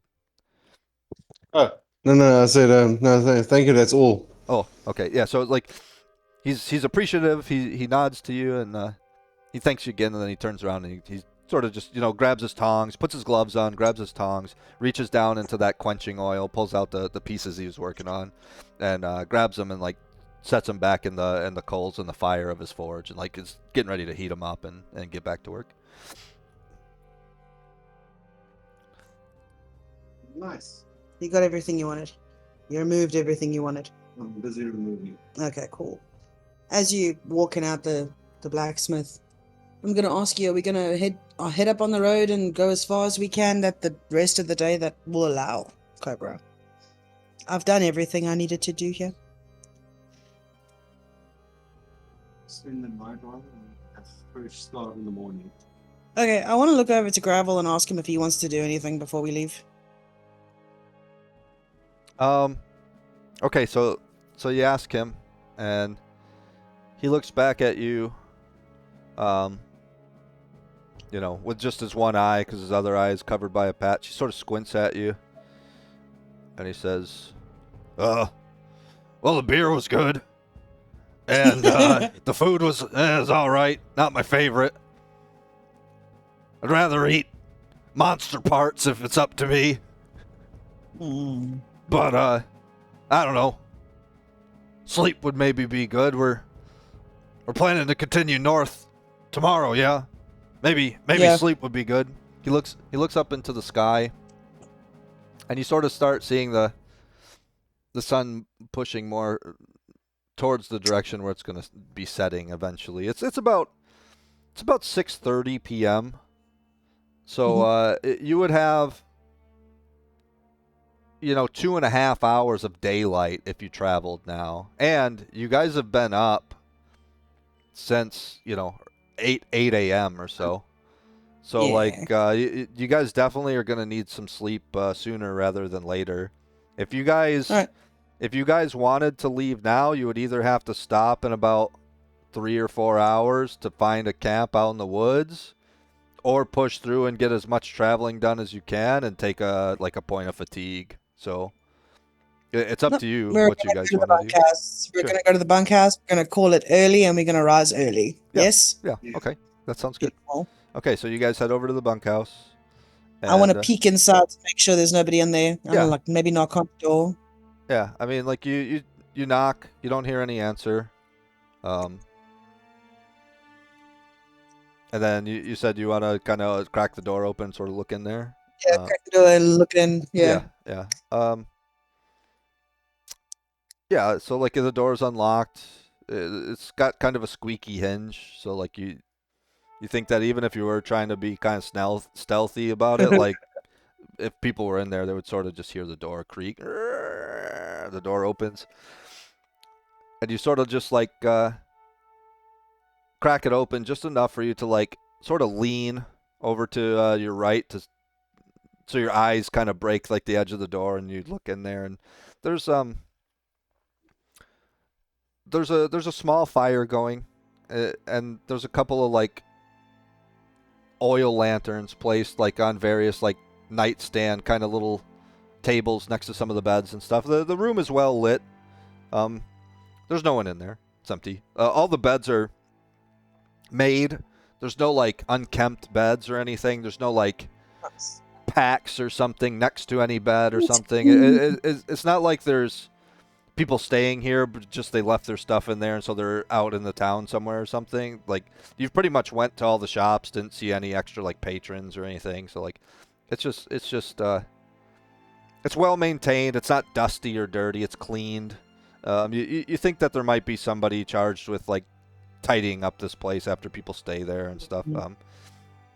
All the like as far as you can tell, just looking around at the beds and stuff, all of the linens are clean, and the blankets are like really thick, and they're like warm blankets and stuff. It's not just like meager, small little crappy blankets or something. Like, you get a sense of, like, with some of the bigger kind of fur blankets and stuff, that this place might have more use in the winter time when it's harder to travel.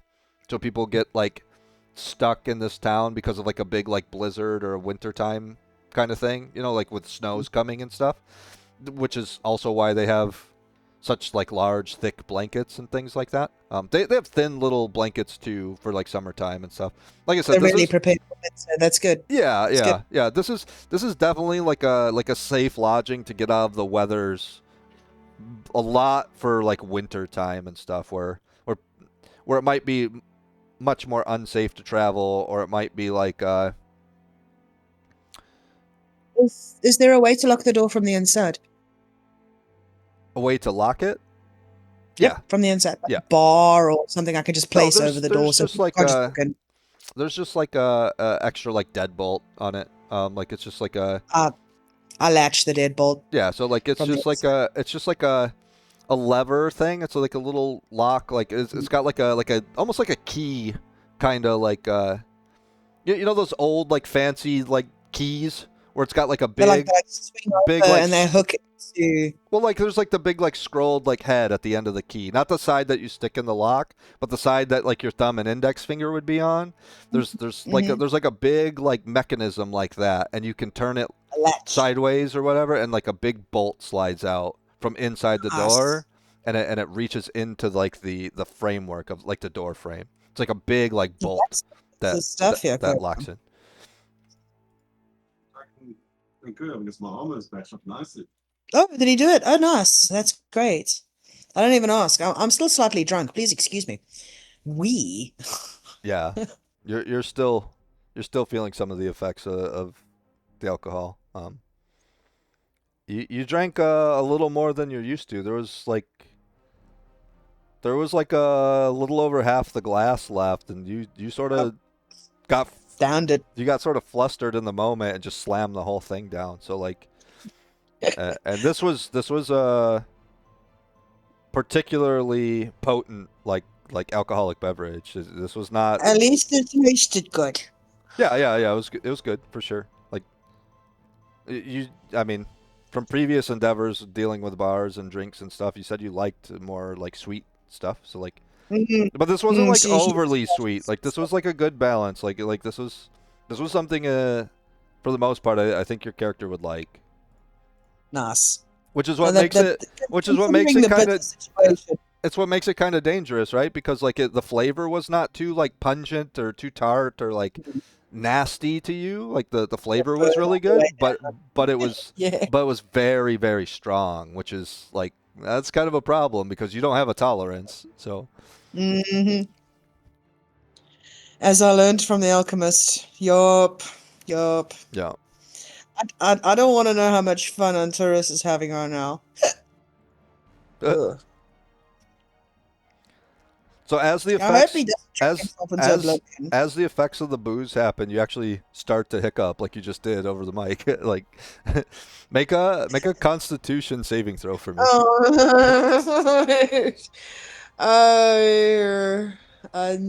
Sure. I'm not good at these kind of things. I can't. Ooh. I got a 17. So you did this like really violent like hiccup that sort of like the kind of hiccup that kind of like jostled your ribs a little bit, your whole body, like your shoulders kind of shrugged when you did it because like this made your whole body hiccup, you know. And it was very audible. This came like right down from like your esophagus, like from down in like your sternum area. It was one of those big like kind of hiccups, you know.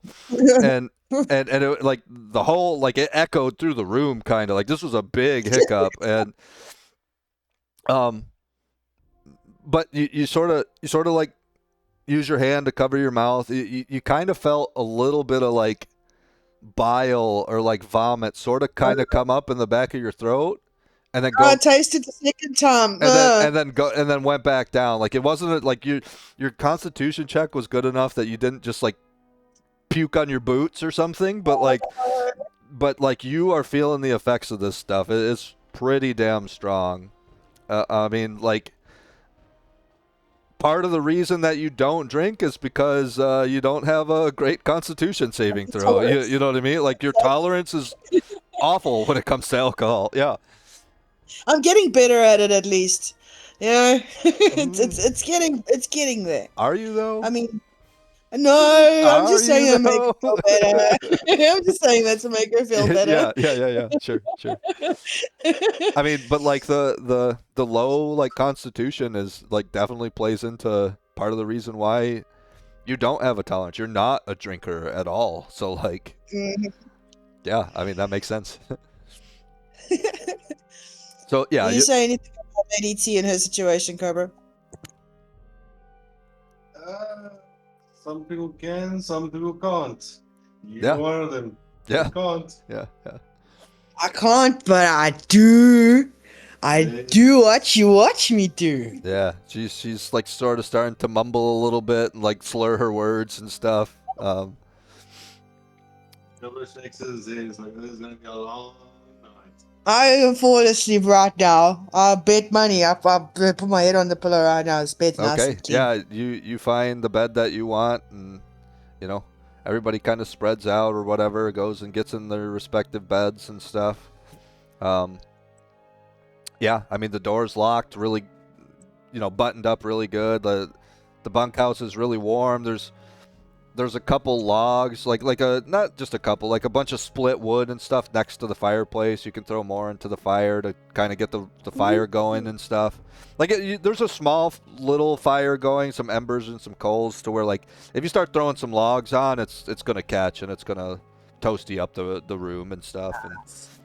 And Lady T looks over to Cobra. Toast me up, Buttercup, and she points toward the fireplace. okay. Lead over, see some logs. Grab like two of them. So, Fireplace. a fireplace, sorry, this is a fireplace. It looks like a longhouse, so I don't blame you for saying fire pit. Yeah. Yeah, It's got a I mean that's pretty much what it is. It's like a little fire pit, like it's over here. It's this chimney thing. So it's kind of receded out of the main room. It's got its own little like pit kind of deal. Yeah. Yeah, but there's a fireplace. Yeah. I mean, it's whatever. Like yeah. Am I gonna fall asleep? Yeah, it's time to fall asleep. Yeah. Cobra's also choosing to fall asleep. Okay. I mean, like this is especially after the recent experience you had on the road. Like this is comforting. Like you guys have had some drinks. You had some good like actual nice good cooked meal. You're off the road. You're in a place with people that you, for the most part, pretty much trust and stuff. All the villagers and the guards and stuff you trust. Like you're buttoned up, locked into this longhouse. There's only one exit, which is the one that like you effectively like barred with like a really solid, sturdy lock. You have a sinking suspicion that like Valos is the one that made these locks and made this door and stuff, and so like you guys feel comfortable, like you guys don't have to post someone up to keep watch throughout the night or anything. Like you guys are in a safe place, so you're able to actually get like really, really good solid sleep. I trust my hound will wake me if he hears or smells anything. Yeah, for sure. Yeah. But like it's not even that. Like you guys just feel comfortable here because like this you've been here before, and these people took care of you when you guys were in a state of not even being able to take care of yourself. When you guys were like unconscious and like basically in a coma, they nursed you guys back to health and stuff. So this very, very much so feels like a place where you can get some like really good quality rest, especially because the night before you guys didn't really sleep that well because of the bandits and stuff. They woke you up in the middle of like your rest, then you had this fight. Then you had to like pick up your camp and you guys moved it away a little bit, had to find a different spot. And then like you got sleep, but it was not the best because like you guys are still kind of on edge. Are more bandits gonna show up? You're out in the wilderness. You're sleeping on your bedrolls on the ground, which might not be the most comfortable and stuff. This is a huge leg up from sleeping out on the road and stuff. You guys feel safe. You feel comfortable. There's a good fire going. You guys have just got a belly full of food. You've got alcohol in your system and stuff. Like you guys are able to fall asleep like quickly and easily. And then even the night, not last night with the bandits, but the night before that was the night where you guys already had some rough sleep because you guys were having like crazy nightmares and stuff. So like you've had the past couple nights.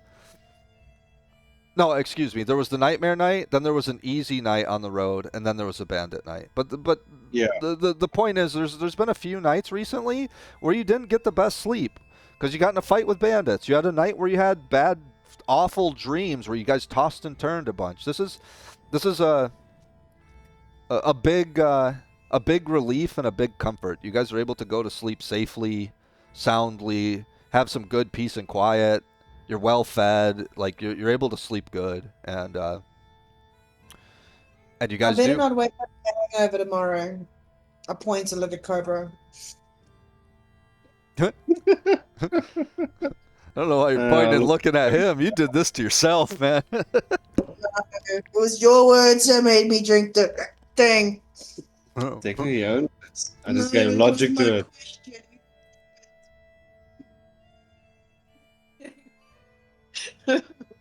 Okay.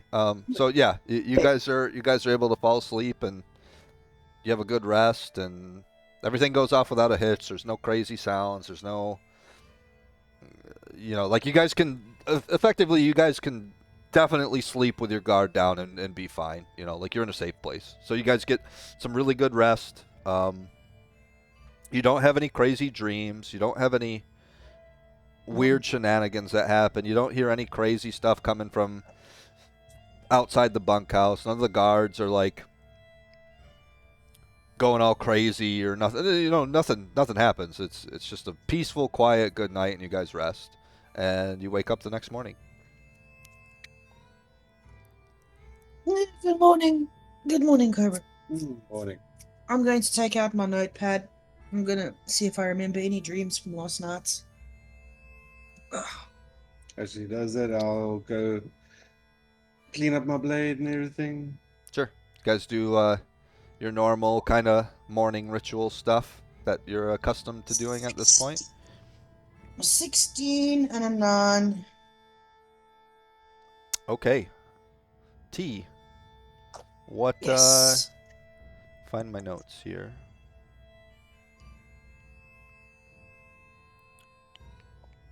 It's not a bad roll, actually. 16 and a 9. Yeah, it's not bad. Yeah, that's pretty I good. like that. It's pretty good. Good. Hang on. Would I be wasting my detect portal if I used it?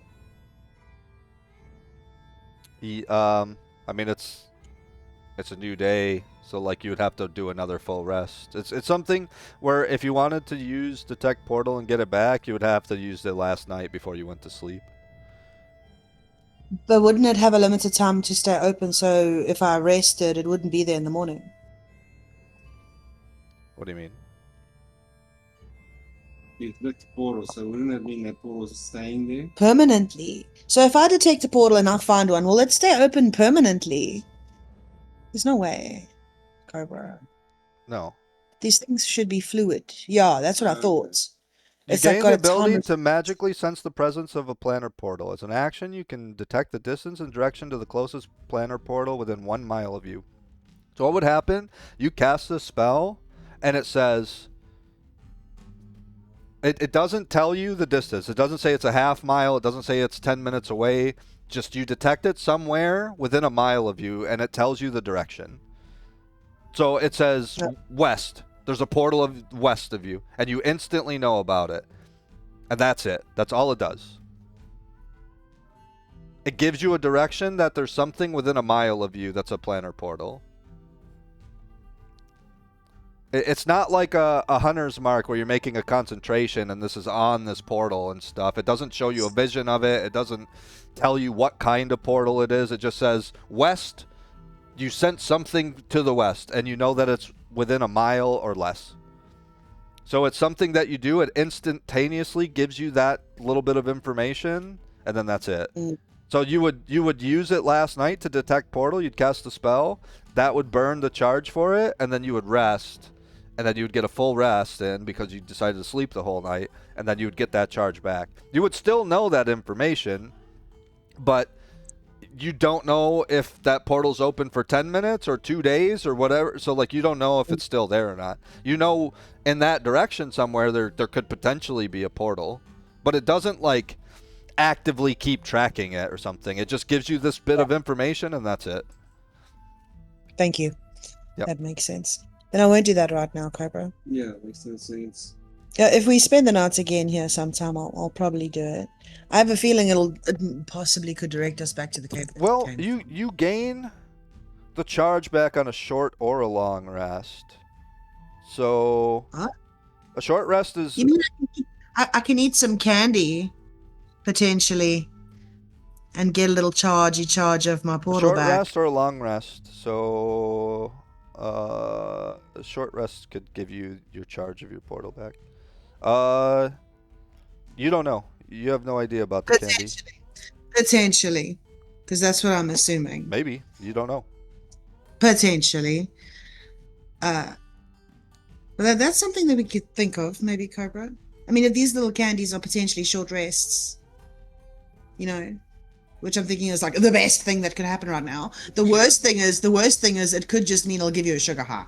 I mean, you can interpret this in many, many different ways. It's like rest for what? Exactly. But yeah, are we going to start making it north? We're going to start packing things together. We're going to take a step outside. I'm assuming it's very bright or not bright at all. Well, it's probably dust. Yeah, I mean, like the sun is Cool. starting to rise. You know, you start seeing it crest over some of the hilltops. It's a late spring, early summer morning.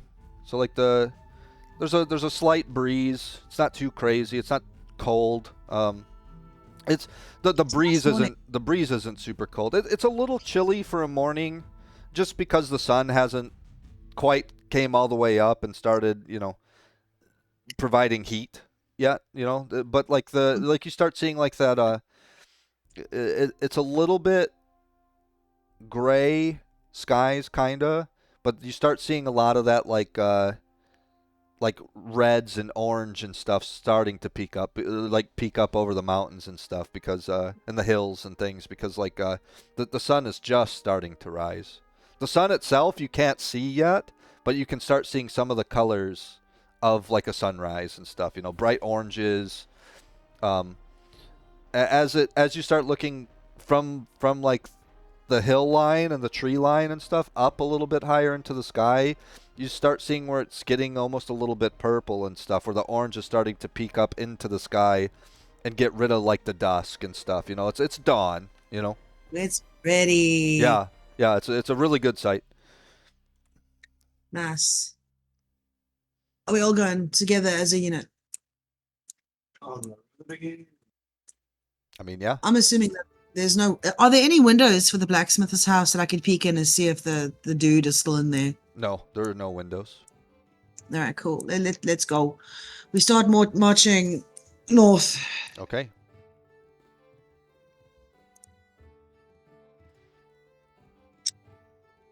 Move yourself, Cobra. What? You guys are down here.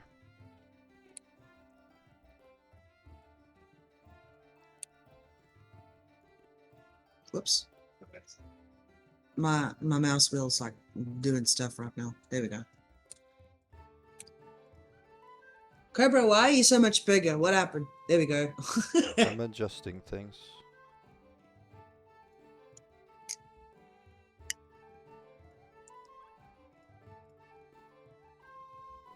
Can I ask Artemis if he sees or smells anything right here? Yeah, hang on. I'll do the one that you added in keen sense perception. Yep. Perception. Go, Aramis. What do you see, smell, hear? 24. He sniffs around, and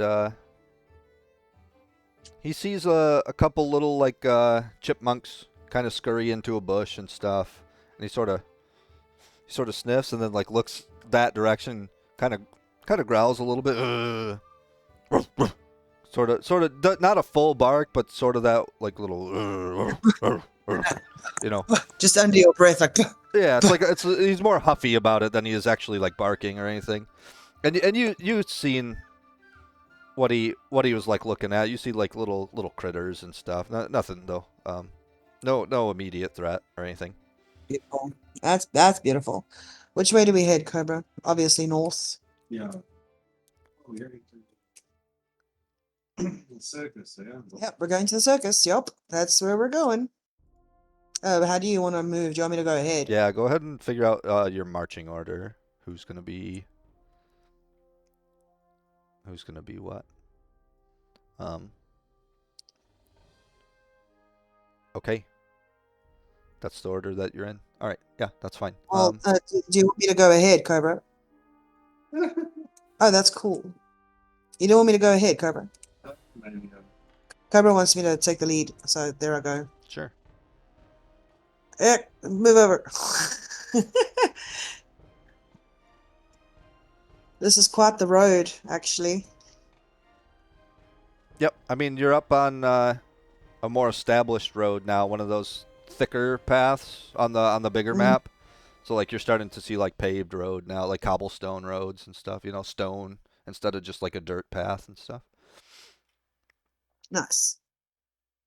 This map is where I was saying like you guys come off that path towards this. Remember how I said like the road like curved up? Mm-hmm. And then it went down into Dunsbury and stuff. This is what I was referencing before. Yeah. Okay. Yeah. Okay. So like yeah, I mean you're making your way through, you know, kind of the wilderness and stuff, and nothing crazy. I mean, you had your dog check and everything, and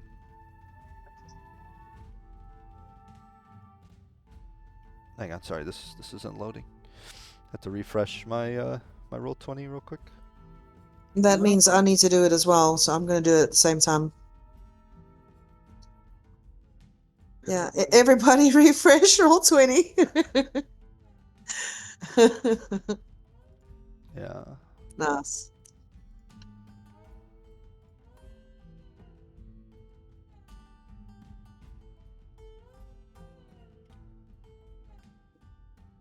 Man, this map didn't work. Hang on. Technical difficulties with maps. Da da da da da da da da. Da da da da da da da da da da da da da da da. Da da da da da da.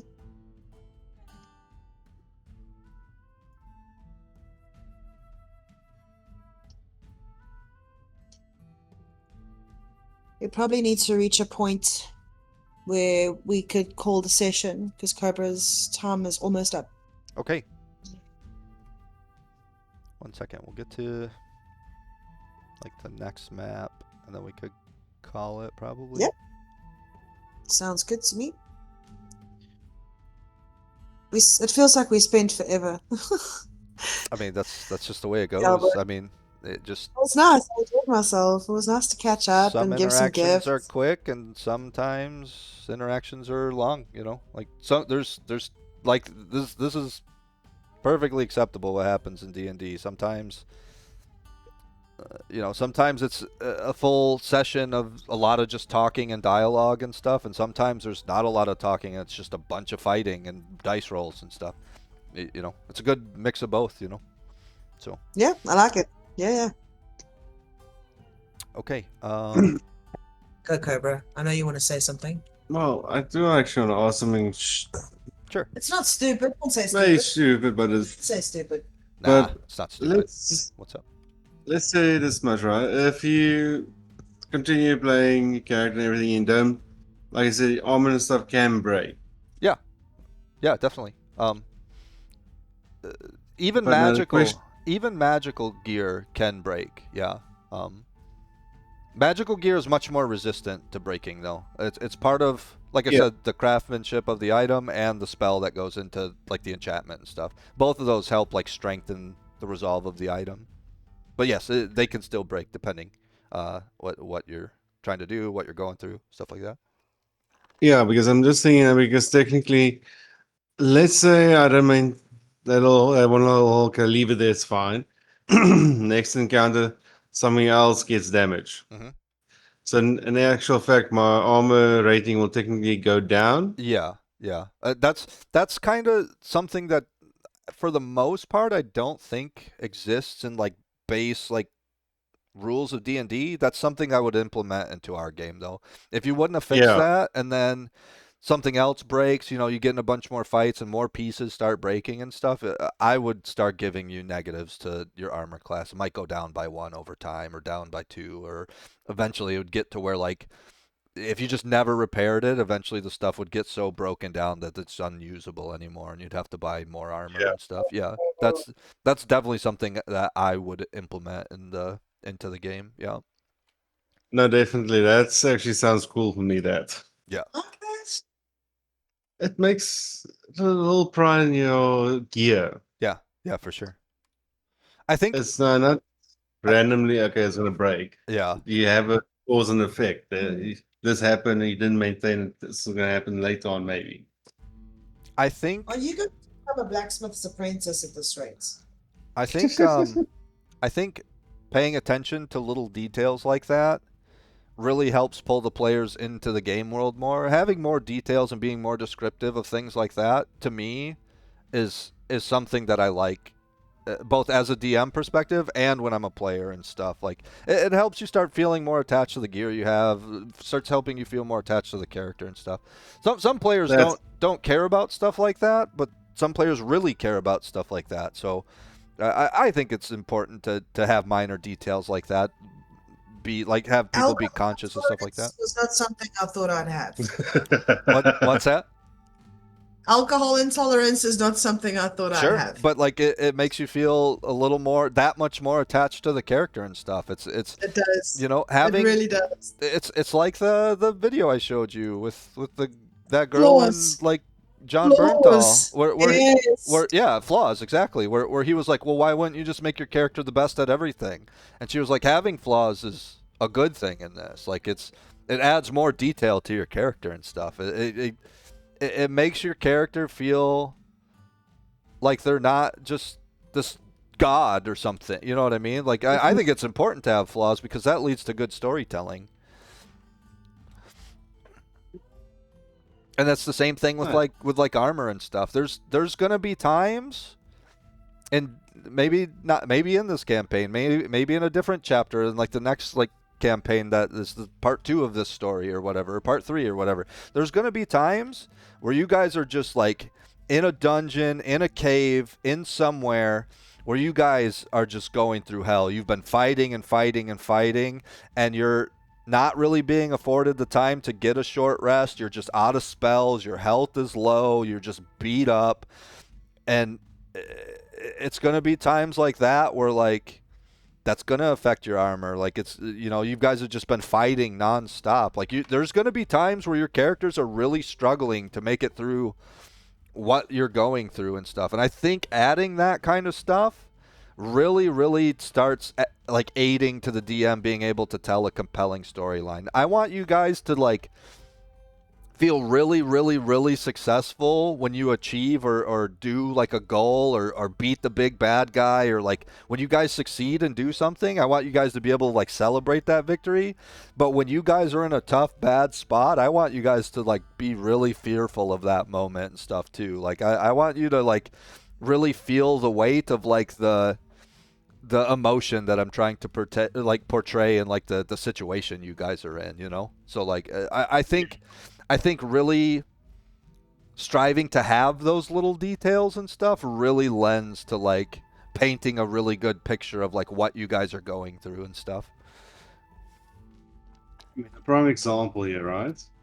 Yeah. As X marked the spot. I basically Yeah. sliced armor open and everything, so Gravel got a critical hit.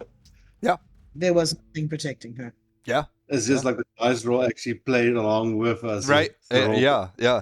The dice rolls It help. does. It's crazy that like dice rolls help tell the story too, man. Like for sure. Like I mean, like there's gonna be times where T rolls a critical on something she's trying to do, and it plays so well into like what her character would do.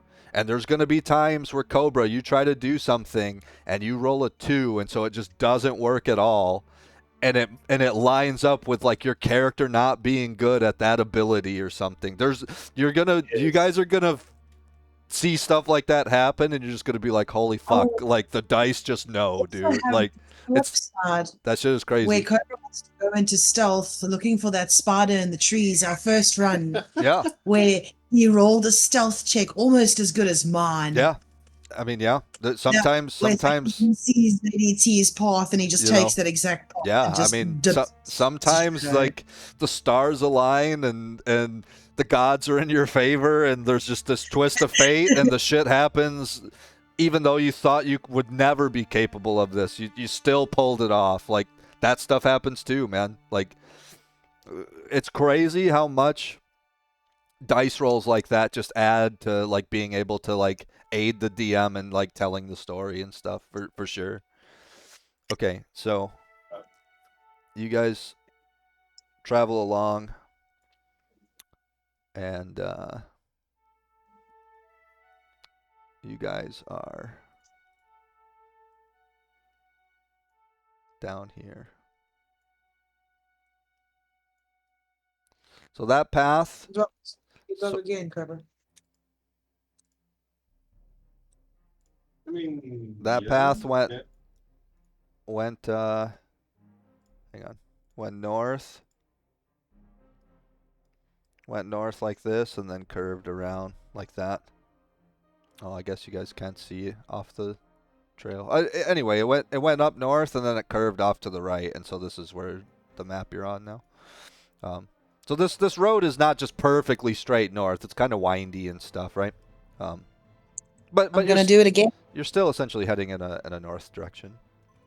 Do you smell, hear, see anything around Aramis? Yeah. See make a anything perception. interesting, boy? 13. This time, he doesn't notice any little critters or anything like that. He sort of sniffs around, and again, doesn't really seem like anything. Oh. Seems safe enough. He doesn't even growl or bark like he did at like the chipmunks previously or anything. It seems like there's nothing really around. If there is little critters, they probably smelled you way before he could smell them, and so they scurried off or something, you know. Alright. Are we moving? Yep. Which way are we going? We want to go north, right? Yeah, but we have to go through here. Because my north is a dead end. Oh, I didn't even see that. Good catch, Cobra.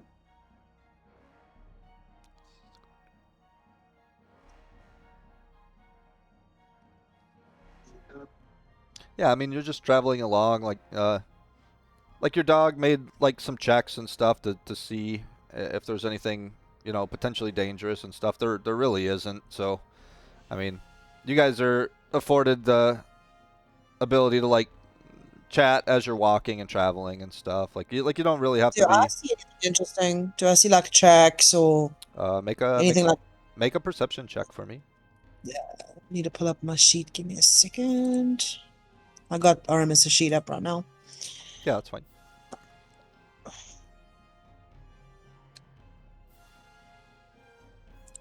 Let's see if I can spot anything interesting around you. Nope.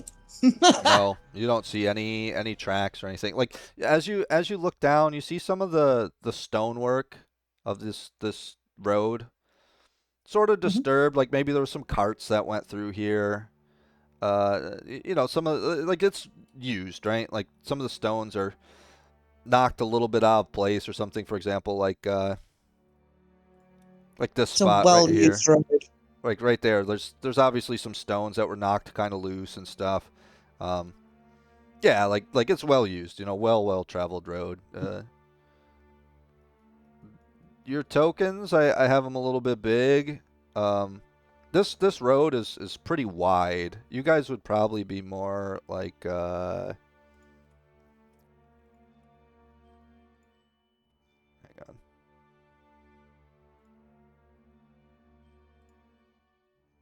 Dude, why?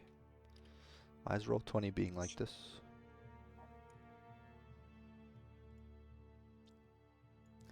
You guys are probably more like something like this size, but for the sake of just like seeing your tokens and stuff, I just had you guys bigger.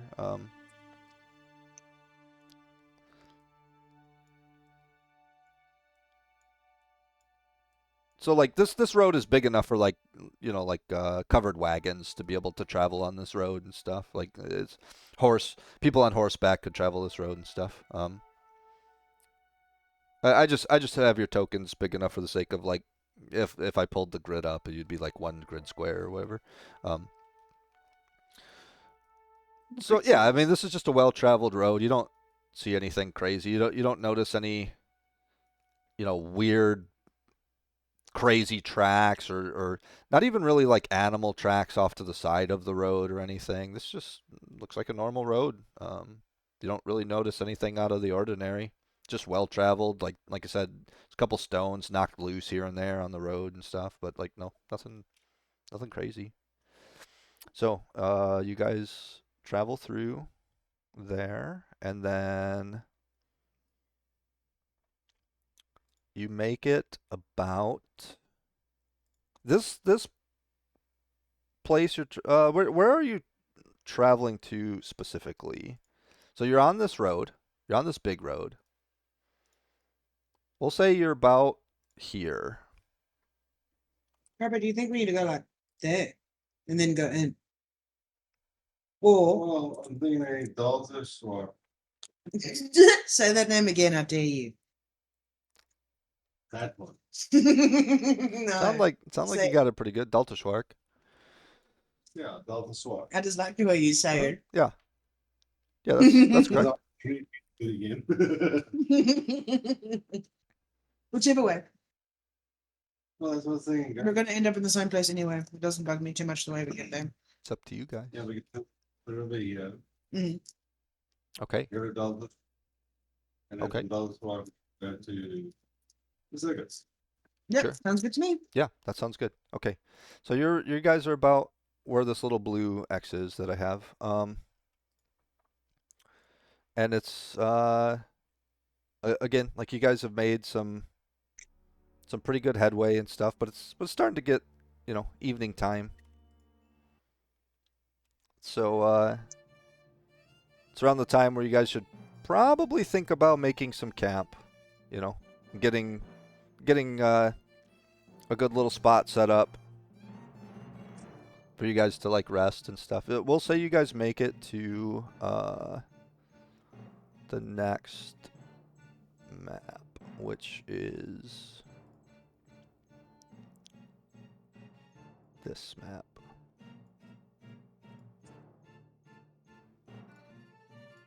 Oh, cool. And you guys are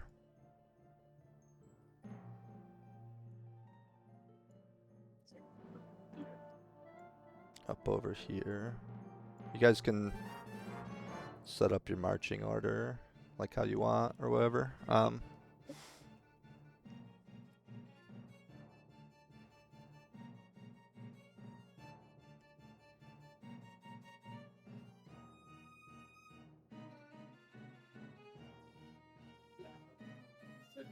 Almost Oh, do you want me to?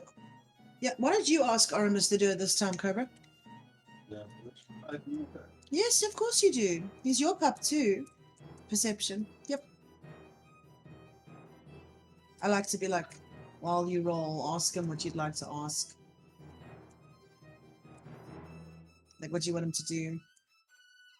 15. 13, but I don't know. I'm checking any tracks. tracks. Yeah. There's any fresh tracks Okay, on the ground?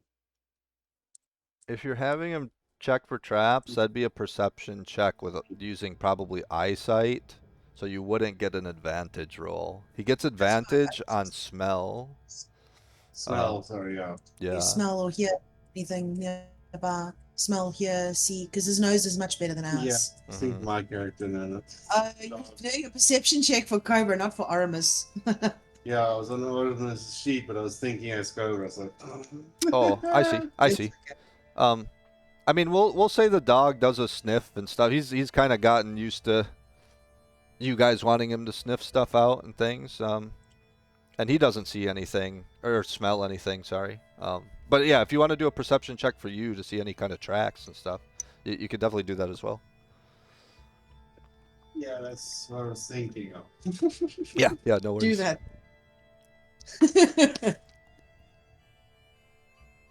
Oh wow. Oh wow. Okay.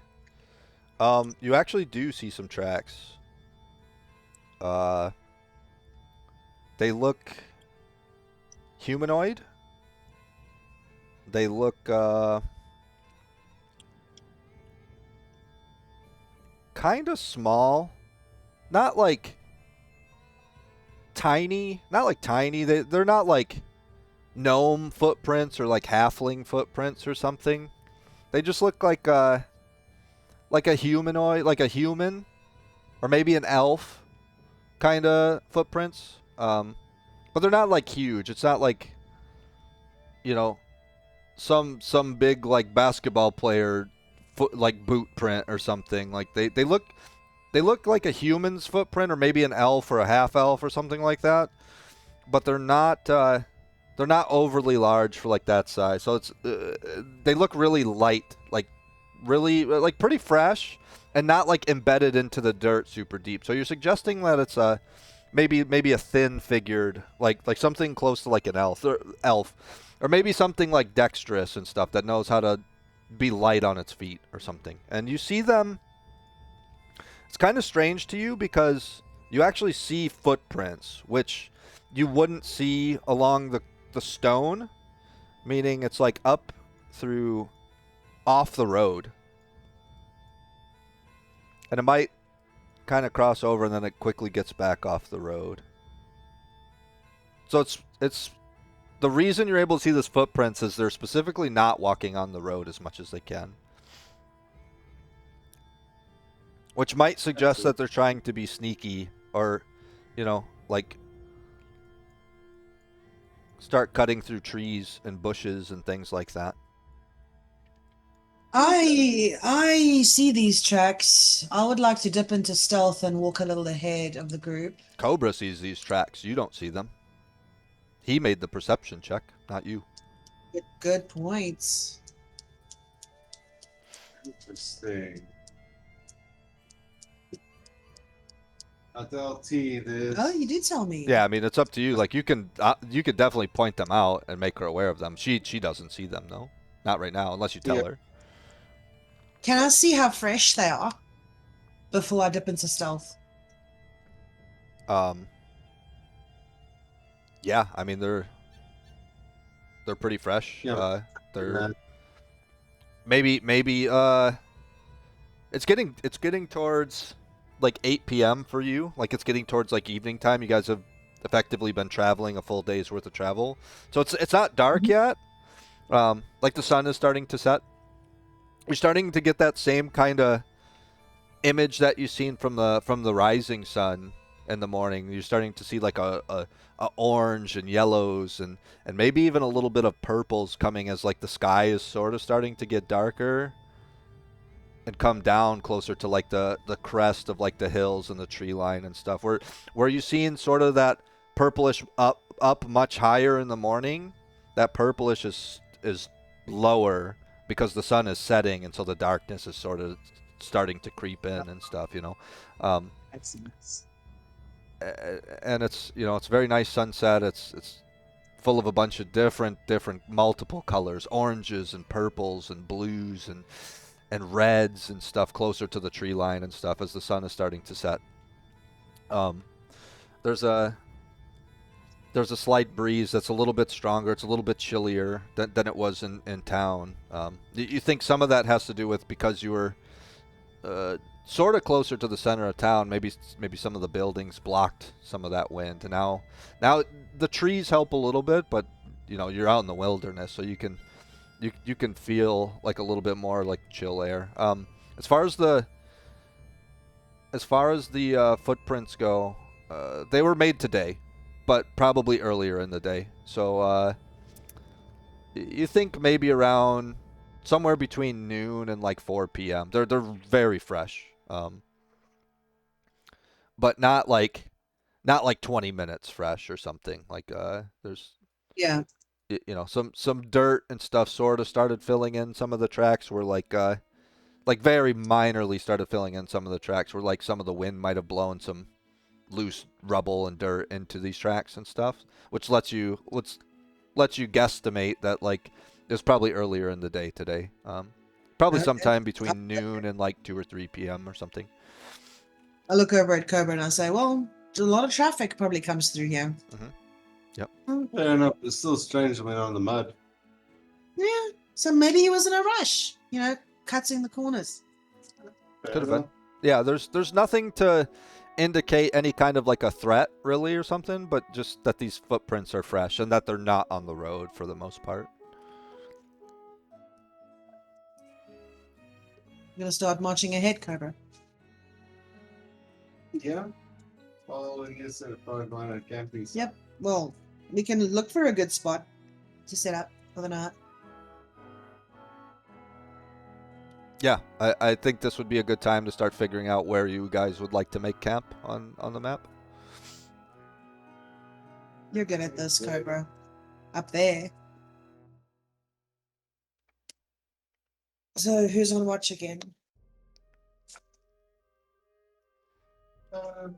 Same order as before, which I hate, but I know it's the best.